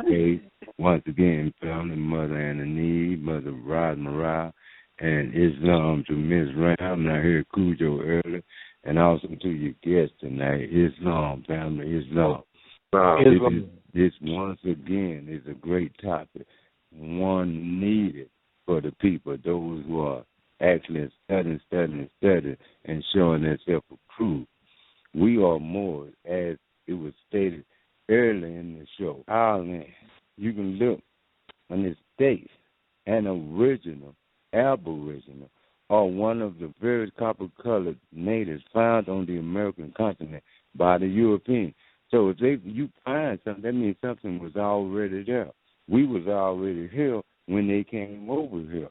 We are the original, and the original application of that name, it can be found in Webster 1828 American Dictionary of the English Language and the 1936 Webster Unabridged Dictionary. We must remember and we must know who we are, who our foremothers and our forefathers were, which is instilled in us, and we are here today. We are more the direct descendants of the ancient Moabites, who are the true and aboriginal inhabitants of northwest, central, and southwest of Mexico, Africa, America. The national standard, which is our flag of the Moabite Moors, have flown over this land. I'll give an estimation for over 10,000 years, and the Great Seal Pyramid is the insignia of the Moabite Moorish nations of the North Gate, North America. Upon truth and fact, you Moors that are listening, you Moors that are half doing the study, you Moors that are applying for these allodial identification cards, as our illustrious prophet said, it would change in your pocket. But first, you would have to know, I have a rack of keys. I have 20. This is an example. I have 20 keys on there.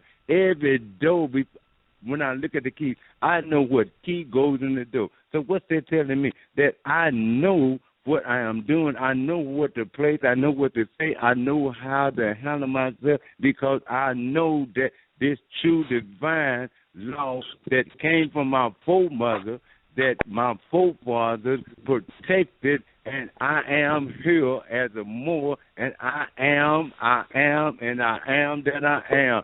And I say this, and I'm going to leave y'all to talk to Mo. Study,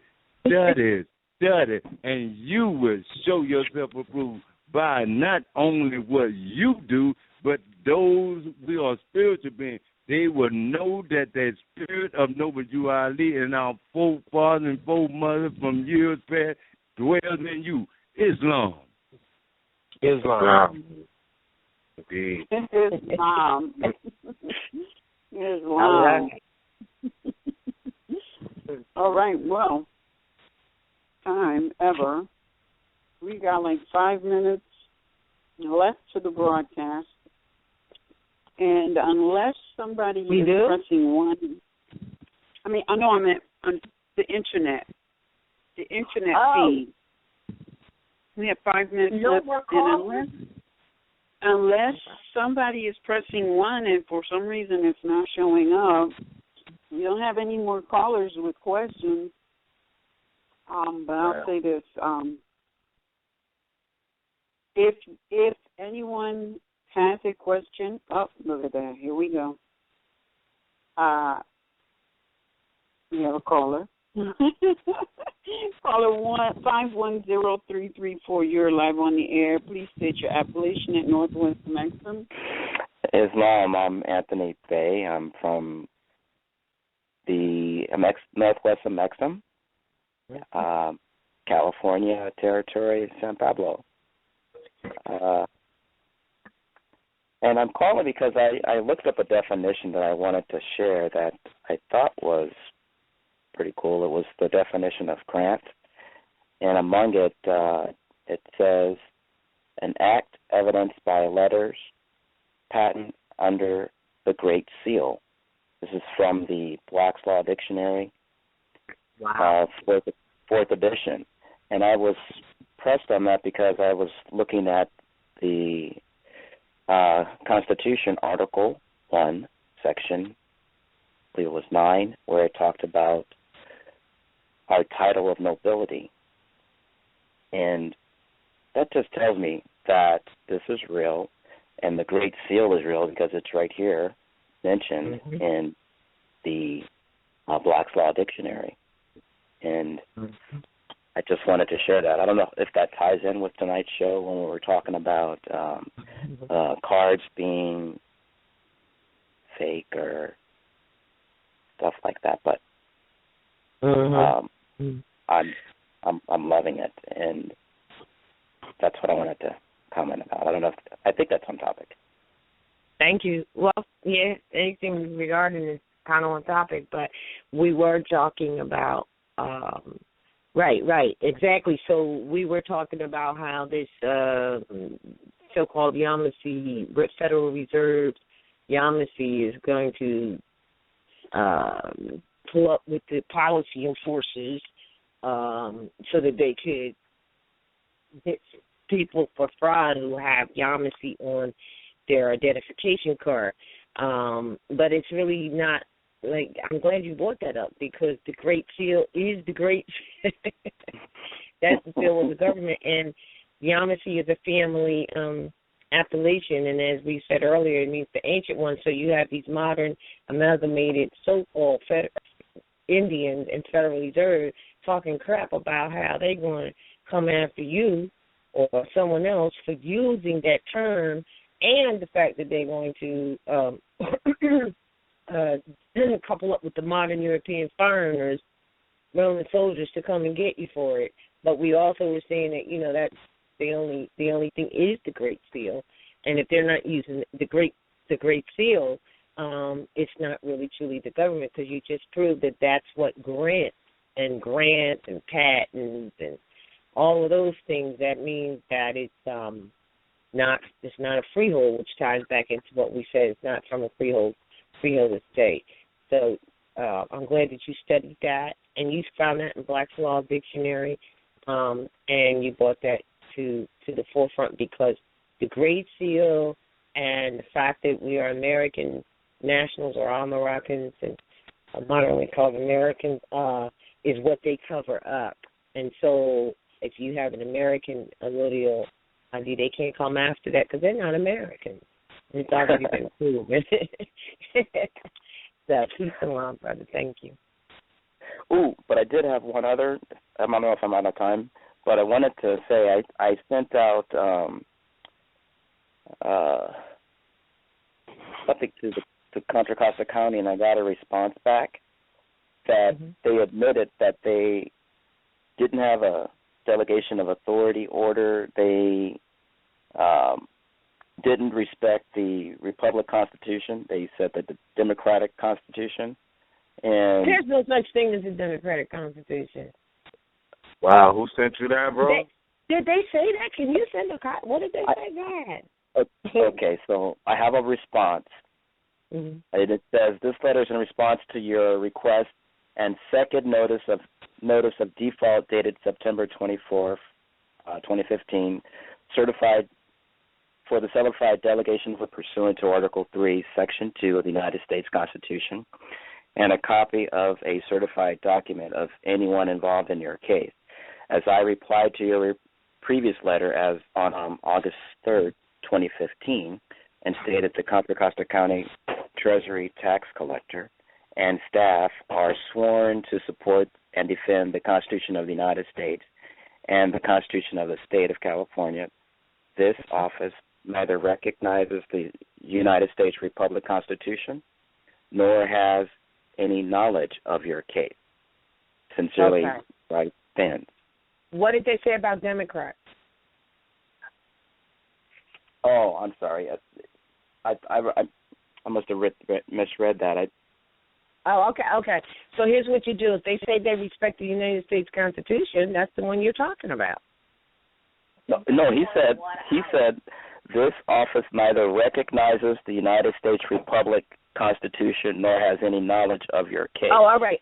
Now let me tell you why he's saying that. Because they're stupid. Because the Constitution in Article 4 says that it's guaranteed a Republican form of government. You understand what I'm saying? And so that means that what you need to do is send that back to them and say, well, wait a minute. Where did you send that to exactly? I'm willing to bet it was probably a county court.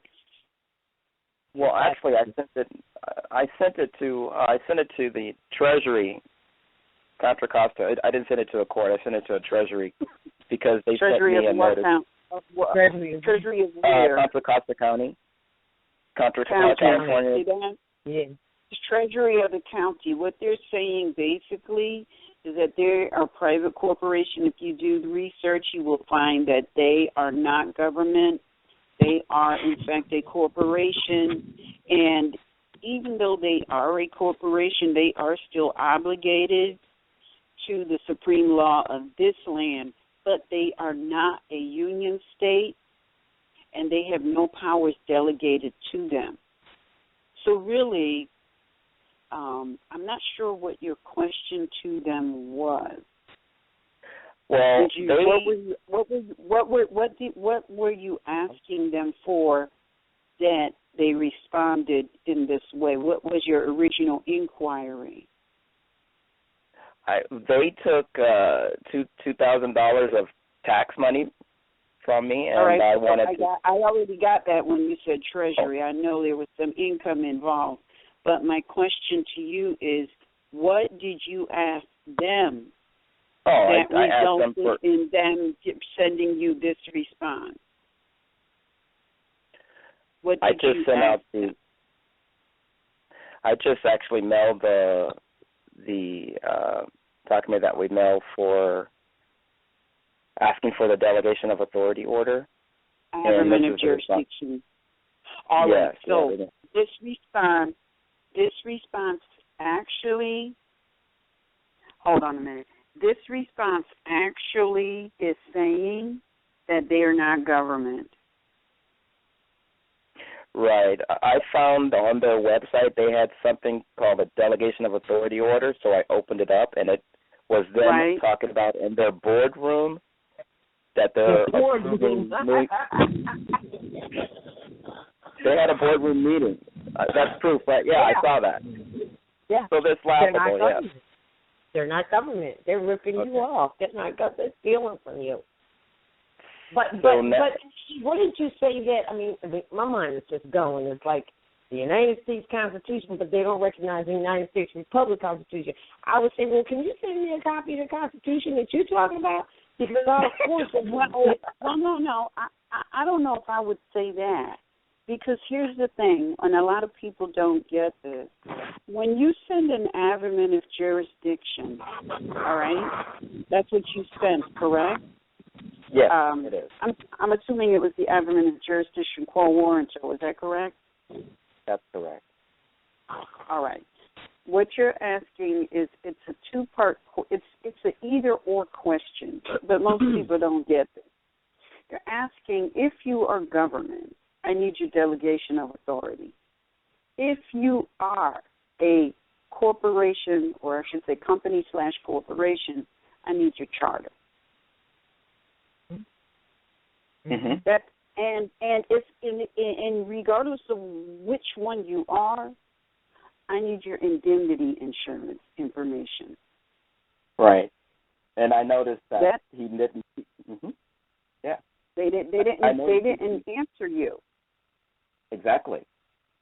All right. So what you want to do is, first of all, I would suggest you go online and do some research into that county. You're looking for 1850 what? That's the year that they established. All right. So that's the year that the company was established. They may also have an incorporation date. Okay, I'll look for that. All right. And so what you're looking for is a date. Then you're going to go on to Google and you're going to Google charter, 1850 charter for, and then you put the county name, and that will get the charter to you. That will. It might show up. It might come up. Sometimes you can sit at home and you can do all your researching and gather all the information you need just from sitting at home. Find it that way. And there's so many different ways to search. If they are alleging to be a corporation, around the year, you can go and Google the state legislative act, something like that, and you might find their charter in one of those state volumes. They make a record of them, and a lot of people don't get when you see a charter. Initially, the establishment of a corporation had to be approved by the union state, and that's why if you go into the state library and go through looking for their charter, you will find it. So, and you want a copy of the charter because that charter is going to, and usually in the first article of that charter, it's going to say they are a corporation. This is the CEO, Chief Executive Officer. It's going to start to identify the executive body. It's also going to, it may go into detail of what their infrastructure will be, and that is documentation that you're going to need for moving forward, because your position is, okay, I have proof that you're a private corporation. Why are you stealing my finance? Yep. You see what I'm saying? Why are you stealing? That's evidence of theft. And then if they took it without your permission out of a bank, then that shows conspiracy between a private foreign corporation and a bank that's supposed to be chartered through the Federal Reserve Bank. Mhm. I sent them a cashier's, but then I signed it all rights reserved. I don't know if that means anything. Okay, yeah. But why would you send them? So if any stranger was to send you a demand for income letter, you're going to give up your income without inquiring? I'm just saying that we as a people have been mentally conditioned to not ask questions and just do as we're told. Yes. And we have to get into the habit of asking non-threatening questions, because you need to know. You're gathering information so that you can adequately respond, and you can't say you can't respond. If somebody can bring proof to you why you owe them income, why you need to give them income, then unless proof has been provided, there's no obligation. And see, a lot of these counties, they are in fact corporations. They're violating the Constitution because their whole premise is, this is our fictitious parameter from point A to B to C to D, and if you're within this area, we got you. We can do anything we want to you. Now, most of the people don't know that they're within these fictitious boundaries. Most people have been mentally conditioned by the very corporation that robs them every day to fork over whatever they ask. And we don't ask questions because they are the ones who are supposedly educating us. Right. If you were born near that county corporation, chances are you went to one of their institutions that they established as a, quote, school. Yeah. So they can mentally condition you to give up income without asking any questions. And we all do it. Yes. So I understand you probably did what you had to do. But we remember that fraud has no statute of limitation, and they're impersonating a government official. So that's absolute fraud. They're demanding income from you. I'm sure they sent that communication to you through the mail. That's mail fraud. There's a lot of things that's going on that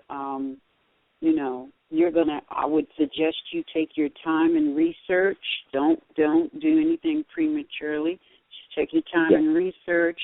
You might also want to. I'm going to make the presumption that they allege that there was some tax owed, and that's why they needed this income from you. Oh yeah, they sent a letter. They sent the yellow highlighted thing. All right, but here's the thing. Here's the thing. You need to go into your Black's Law 4th edition dictionary and look up the definition for the word tax. That's going to give you some further information that you can use going forward. Between the definition of tax, the information you found stating that they were established as a company, and if you can get your hands on their charter, you have grounds for a suit. Wow. So do your research, because remember, the people came over here to be free of taxation without representation. And this land is all about people being able to come here and live in peace and harmony. But it is the obligation of the people to make sure that the peace and harmony is maintained for everyone. Yes, Mom. Islam. So, by the way, what is your affiliation? I'm Anthony Alishenko Bay. I've been studying for a while. Yeah, Anthony. I'm sorry, Anthony what? I said Anthony Ali with an O-L-I-E, Shenko Bay. Oh, Anthony Ali Bay. Yeah. We recently communicated, and I just sent you some stuff and some health stuff I gave you astrologically, right? Yes. That was me, Sister Roz. Yeah, okay. Anthony. All right. Hi. Yeah. All right. Islam. All right. Well, great show. Islam, thank you. Thank you so much for everything. Thank you. I'd like to say something to the brother. Okay. Yes. Brother, now I want you to realize that you have actually gotten them to acquiesce to you. They have given you an omission or admission that they are a corporation. Mm-hmm. Okay? Oh, yeah. So another place where you may be able to look online, the Secretary of State office, and do a business search, or whatever entity within the state of California, businesses register, and you may be able to do a search online. They will show up. They will show up in the Secretary of State. Every single county, city, town, township, borough will show up in the Secretary of the State of that particular state. If you do a corporate search, they will show up there. They will. I'm sorry. Tell me once again. What was the county? What was the name of the county? It was Contra Costa County. Yes, Contra Costa County. Say that slower. Contra, C-O-N-T-R-A, Costa, C-O-S-T-A. Okay, County. Contra Costa. It'll show up as Contra Costa, County of. Got it. Usually that's how they show up in the Secretary of State. But what you really want to do is find the charter, and you want to find that 1850 charter, not the 2015 charter, the 1850, I think you said, charter, because that's the charter that kicked off the company.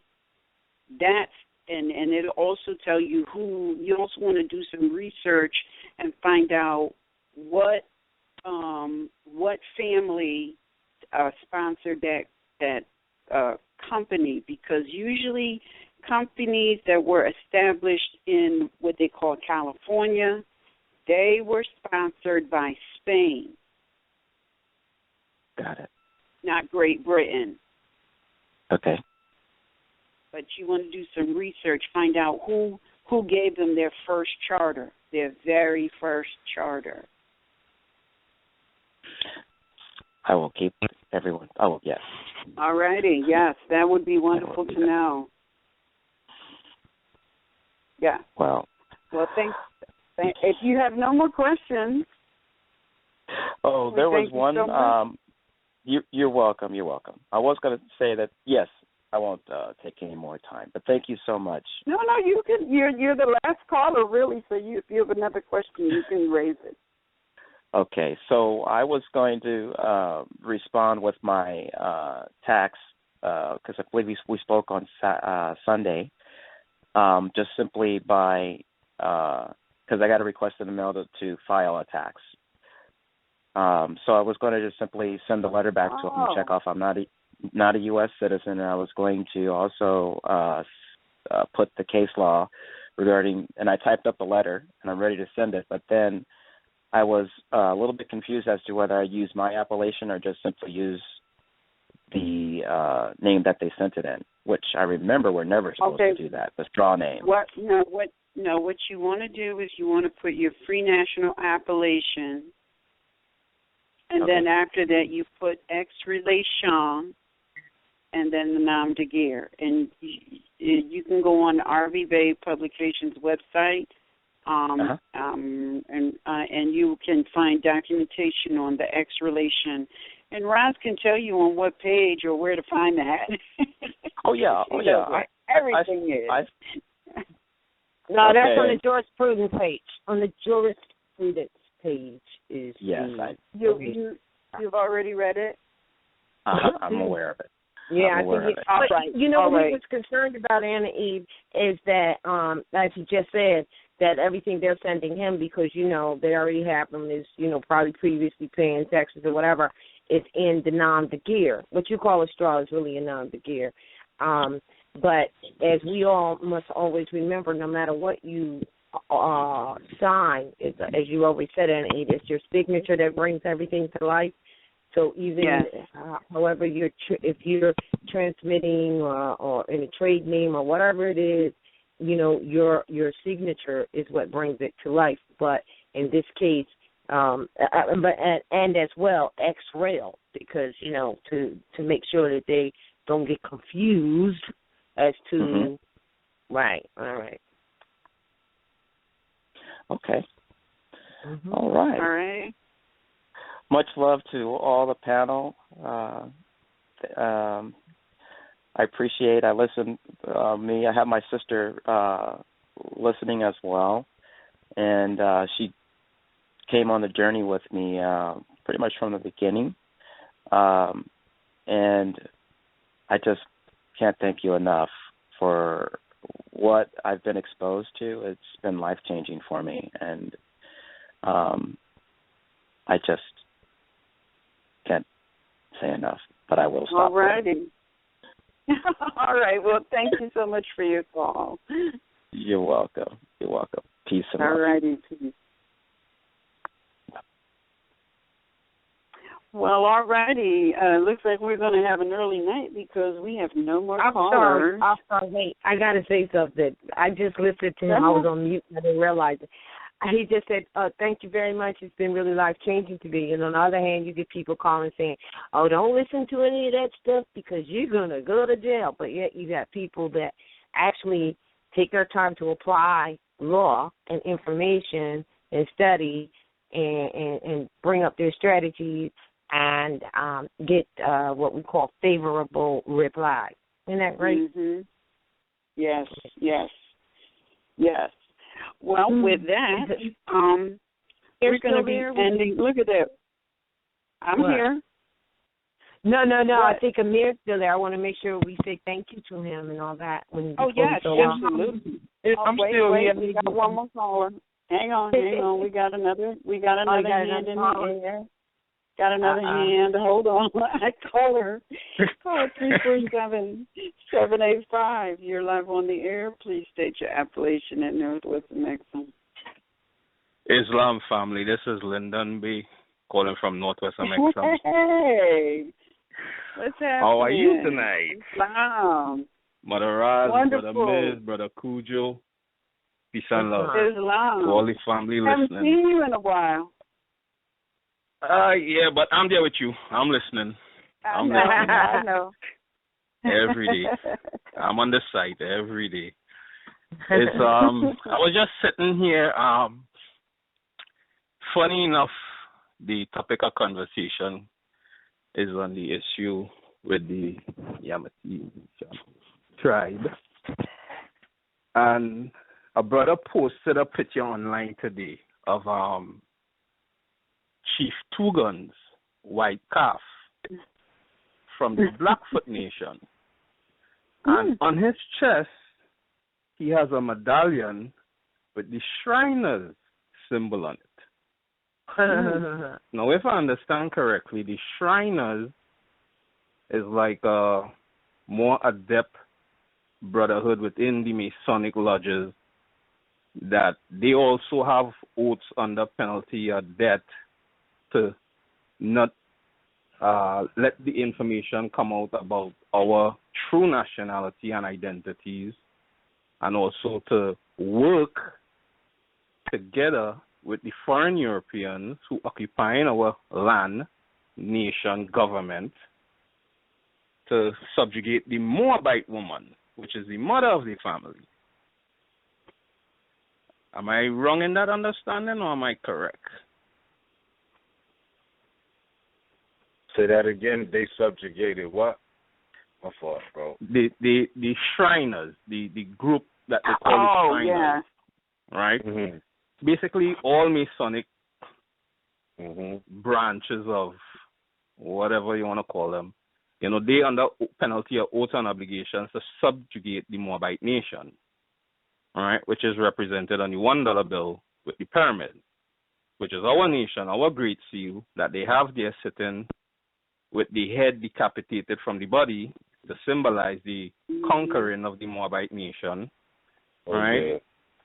So in conjunction with the topic of tonight, the brother posted the picture And it didn't really, I mean, I know what the symbol is, and I just respond in kind, but now that you all actually brought up the topic of conversation with the Yamasee, and here we have the brother Two Guns, White Calf, who is wearing that symbol on his chest, and also, I never really did any research on him before, but I just pulled it up quick here online, and they're saying that he is on the Buffalo nickel, I believe. The Buffalo nickel. That symbol you see of that, the chief Indian head on the Buffalo nickel, that's him. Oh, I doubt that's him. But this is what they're saying online here. Buffalo right? nickel is older than my great grandmother. But that's how they represented him online here when you're googling him, and he's carrying the symbol of the Shriners. So I just put in two and two together because, like I said, I didn't really do no in-depth research on it. So I'm just putting two and two together, and in my head is like, look at how they have us so divided that certain families within the nation will sell themselves out to how to say, get benefits or hold a certain status among society that they're the native Indians, right?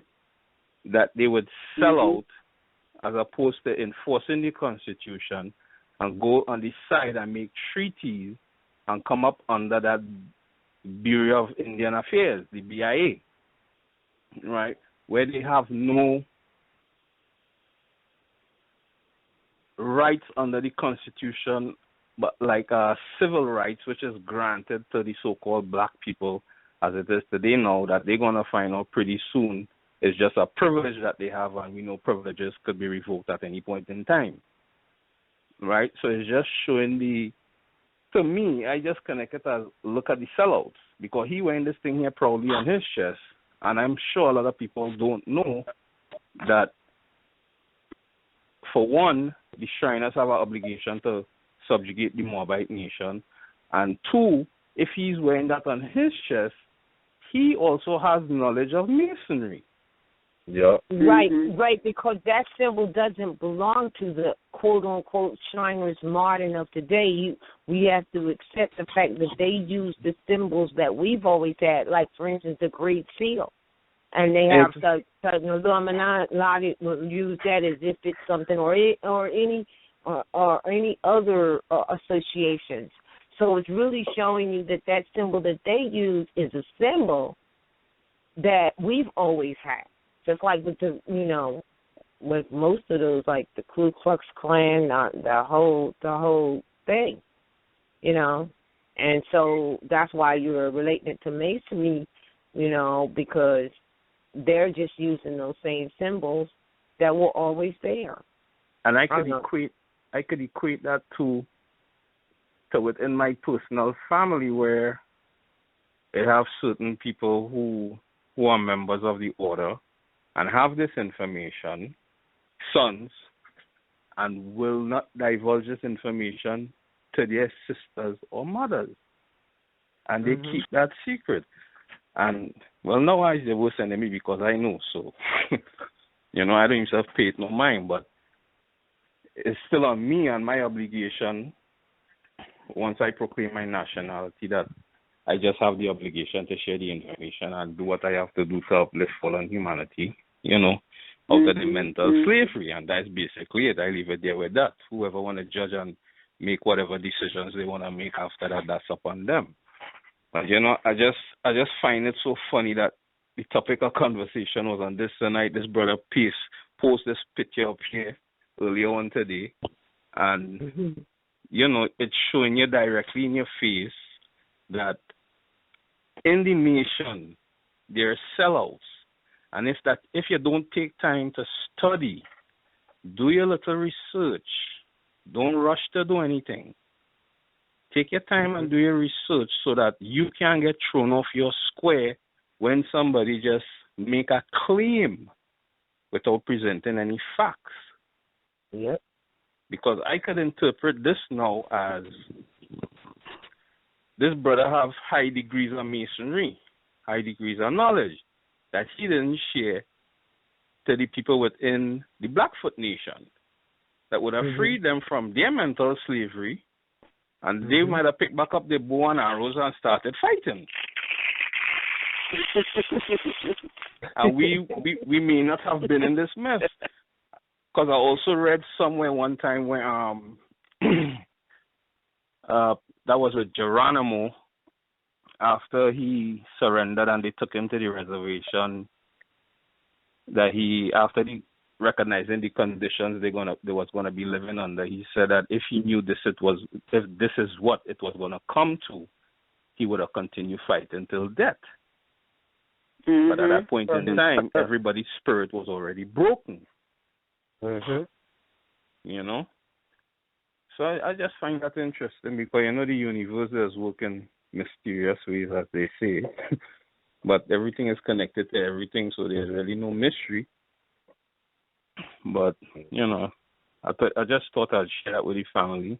And also, one other thing for a lot of the new people that may be coming in, even for the older ones who are already in, is that we need to pay attention to the Prophet and what he left for us and what he said, in that one of the things he said is that I'm going to leave the Europeans in charge long enough, teach you how to run government.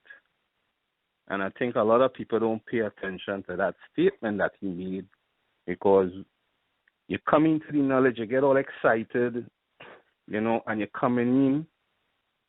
Most people come in with a lot of hate. And when they get some knowledge, they want to act out, per se. And, hold their head up high and the chest up high without doing any study, and just going on basic information and run around and start doing things and making claims and really not know what it is they're doing. And when they get a little whipping just to put them in check from the spiritual realm, they take that as this stuff don't work. And that's not how it works. You have to deal with your divine self first before you could actually deal with your national side. Because everything that is manifested in this realm here, where we would use the nationality part aspect of our nationality, to get things done must first be created in the spiritual realm. Because it's about dealing with your higher self and your lower self.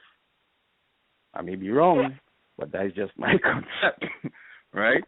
Because in the early parts of, in my early journey coming into this knowledge, when I recognized what it is was really going on and happening, I had 1,000,001 ideas, and I wanted to run and do everything at one time. And believe you me, I get put through some experiences where I had to deal with 4 or 5 issues at one time. Now, that's a lot to deal with, especially when you got to deal with your regular, everyday responsibilities at the same time. You don't have the time to sit down and deal with 4 or 5 issues. So now you put yourself in the position where you have to make the time. But I know what you mean. I had to do that too. I had to do that once too, but I didn't ask for that. It just happened. But I think we've all done that at least once. Yeah. That's why we can say very strongly, don't do that.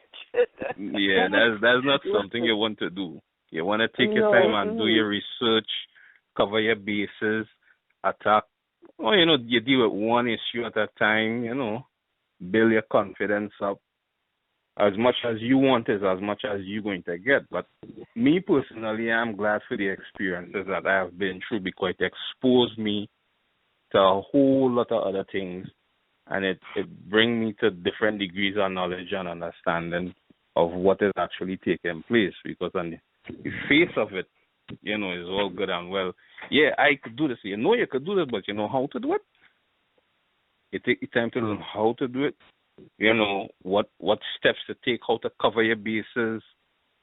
You think about every angle that they could attack you from, so that when you present yourself, those bases are already covered. So really, they don't have no angle to come at you with. Yep. Strategy. That's called strategy, isn't it? Exactly. Which is what you all been teaching for the last 3 years that I've met you all. Over and over and over and over and over, and a lot of people not getting it, and a lot of agents coming in too and, creating confusion and trying to tell people, oh, this thing don't work and blah, blah, blah, blah, blah. It don't work like that. If you don't work, it's not going to work for you. If you don't work and it don't work for you, it's because you're not taking time to study enough.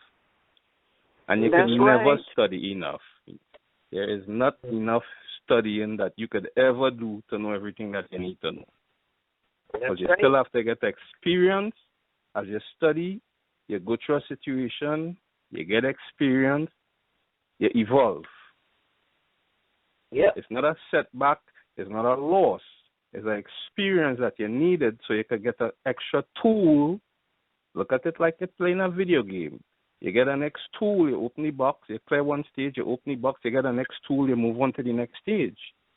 That will help you on that level.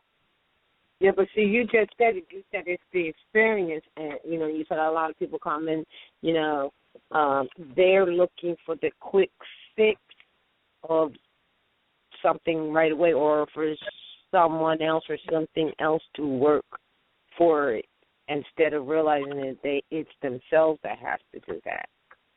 Exactly. You couldn't have put it any better. And I could give her an next experience with that too. I'm gonna give this one before I go. Not too well. Earlier on in the year, I was sitting, just thinking to myself, and nothing doing. I just home, just thinking, and I saying to myself, you know what? You need to start going into these so-called courts and just sit down, walk with a notepad, and just observe and write stuff down. You need more experience so that you can help other people when they're going through their situations and stuff like that. You really need to do this. Get up and, you ain't doing nothing. So get up and go in a courtroom and just sit down and look and see and observe and gain some experience. Now, that was my thought to myself. Not written, not spoken, just a thought. Now, within the next week and a half, I was put in a situation that I had no choice but to go in the court, so-called court, and gain some more experience now. And I always remember one time, I don't know if Mother Anna either remember this, you made a comment to me and you said, what you waiting for? What you scared of? Remember that? I don't know if you remember that. But one time you said that to me after class in Harlem, or near Harlem.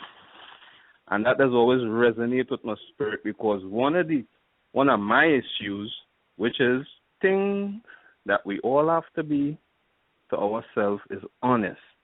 I have a fear of speaking in front of a lot of people. I remember. You remember that. Oh, yeah. And here I am put now in the position where I have to stand up and speak, because I have had victories before where I didn't even have to speak. Mm-hmm. To be exact, I didn't even have to say a word. 2. But now here it is, I'm put in a situation where, okay, you want some more experience? Now here's the universe talking to me. Go get some more experience. So I'm here now having to stand up and verbalize what is already written. And they're going to test you. And they do test you. At the last meeting, the Moabite mother sitting on the bench too, she said, is your name so and so and so and so? I was like, no, that's not my name. I said, that's my appellation. That's my free national name. Before I could have finished free national, in between there she jumped in, and that's where the steamroller came on. That's where they don't want you to say nothing more, and they just blah, blah, blah, blah, blah, blah, blah. See ya. Now this is the same Moabite mother on the previous meeting, wherein I don't know, she maybe gave me a little bit too much time to talk, but she had to actually block her face and ask the clerk what to do. And the only way I came to the recognition that is the question that she had asked him is by his response.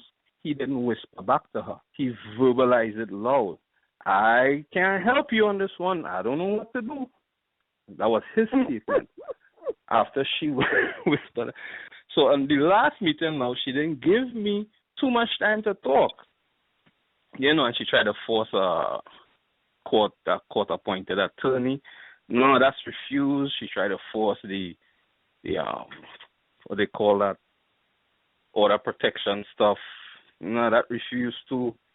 Well, I'm a sign it ex parte. Oh, you signing that ex parte? What that mean? I'm a sign it for you. Okay, that's it. Blah, blah, blah. I was like, okay. Now, that's an experience for me. There's a lot more went on within that, but I can't really share all of that right now. A lot more went on in there spiritually, actually. A lot more went on spiritually as opposed to verbally. This woman had to take off her robe, hang it off her shoulders, turn her bench twice, duck down between. I don't know what she was doing in the back of the bench. All I know, she was missing in action, coming back up. Like she was bobbing for something. I don't know. But it's the science of the court. It's the science that they use inside of it. And you can pick up on the vibes when they're doing certain stuff. And they had like about 9 officers in there. I'm the last one. But that didn't deter me from standing up and saying what I had to say, which was making sure that I put on the record my status, objection to everything she was saying, and bringing the issue to the forefront of jurisdiction being challenged. Nothing else to talk about but jurisdiction. You have an affidavit before you. You ain't answer it. You ain't default. That's the only thing I want to talk about. That's the only thing I'm here to talk about. Anything else doesn't really matter. And that was it. And even though they had all the officers, that fear wasn't himself there. Still working on it, to be honest. I'm not gonna lie. Like you say, your knees get to buckling sometimes, your voice gets to cracking sometimes. So sometimes it's good when you get the experience. Don't look at it as a negative. Look at it as an experience that you're going through to gain something. So you'll be more prepared, you'll be more confident of when you're standing to speak so that your voice will be heard. And not just your voice being heard for the record, but your vibration is going to resonate throughout the whole building, which is what we need to do to bring it down. The song vibration. Yes. So that's basically it. That was very enlightening and informative, and I trust that our listening audience will, see something in there that can spark them. At least, if nothing, spark them in their studies, because that's where it's at. It's nowhere else but in the studies. That's why the prophet said, study, study, study. He said the most important thing in one word, and he repeated it 3 times because it's the most important thing we can all do. So, Brother Lyndon, thank you so much for the call. And hope to see you soon. No, you see me tomorrow. All righty. I'll be there tomorrow. All righty. Peace and love, family. All right. Peace and love. Peace. All right. Islam. Islam. Right, Islam. All right, and with that, that concludes our broadcast. Make sure check us out tomorrow for Moor's Heritage and History School live near Harlem Corporation at Northwestern Maxim at 7:30. And we had Sons of Allah this Thursday at 9 p.m. Got 2 months worth of catch-up to do, so make sure and join in. And last but not least, we must say a big thank you, Brother Amir, for coming on and sharing that information with us. Yes. Indeed.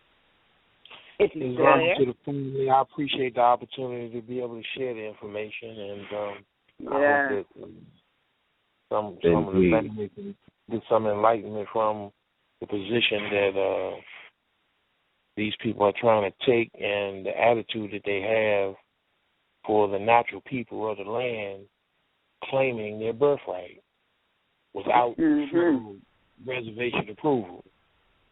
So, peace to the family, and all have a blessed night. All right. Oh, you too. All right. Peace and love. All right. We shall see everyone back here tomorrow, 7:30, Moor's Heritage and History School. Peace and love to all. Peace and love. Yeah.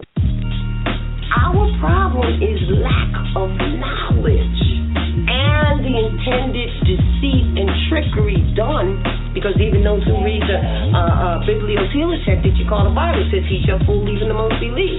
So even those who think they're highly educated and this and that, they've been fooled. That's it. It's not really complicated. It's the miseducation of the Negro. Everybody knows it. To those who need to know, it's the miseducation of the Negro. When we rise from the dead, they call us Pharaoh. It's the miseducation of the Negro. Everybody knows except those who need to know. It's the miseducation of the Negro. When we rise from the dead, they call us Pharaoh. The gods are back. The Moors are strapped. We waking up. And we want our land back, running off, that's a trap. You know them guys don't like that. Waking up from a nap, like where the hell my crown at? Take a step back, like I know this bitch ain't bite back. That's kinda crazy how this karma it strikes back. We enslaved Islam, so they slaved us right back. We called them niggas, then they niggered us right back. We brought them the light, but they ain't bring that right back.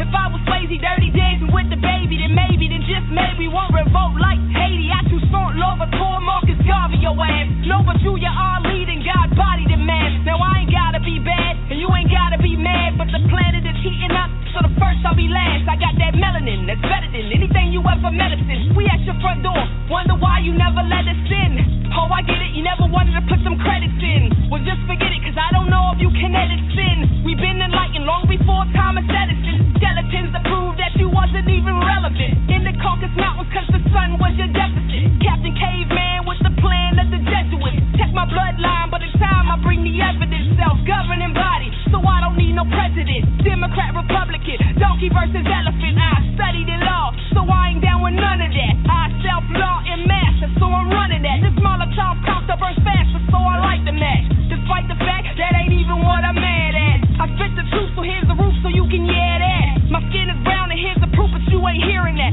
Dead in the eyes of the law, that's why they call you black. Naming all caps when you fall, that's why I strike back. And strike that from the record ab initio. You gon' need more than some pressure, I got a vicious flow. I can take the road to the high, or I can hit them low. Try to calcify my third eye, oh you gon' have to go. Chemtrails all over the sky, and you don't wanna know. Doggone inside of my tribe, they coming no more.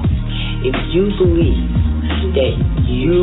that your history started on a slave boat, I can guarantee you that's where it ended too. That's what I'm saying.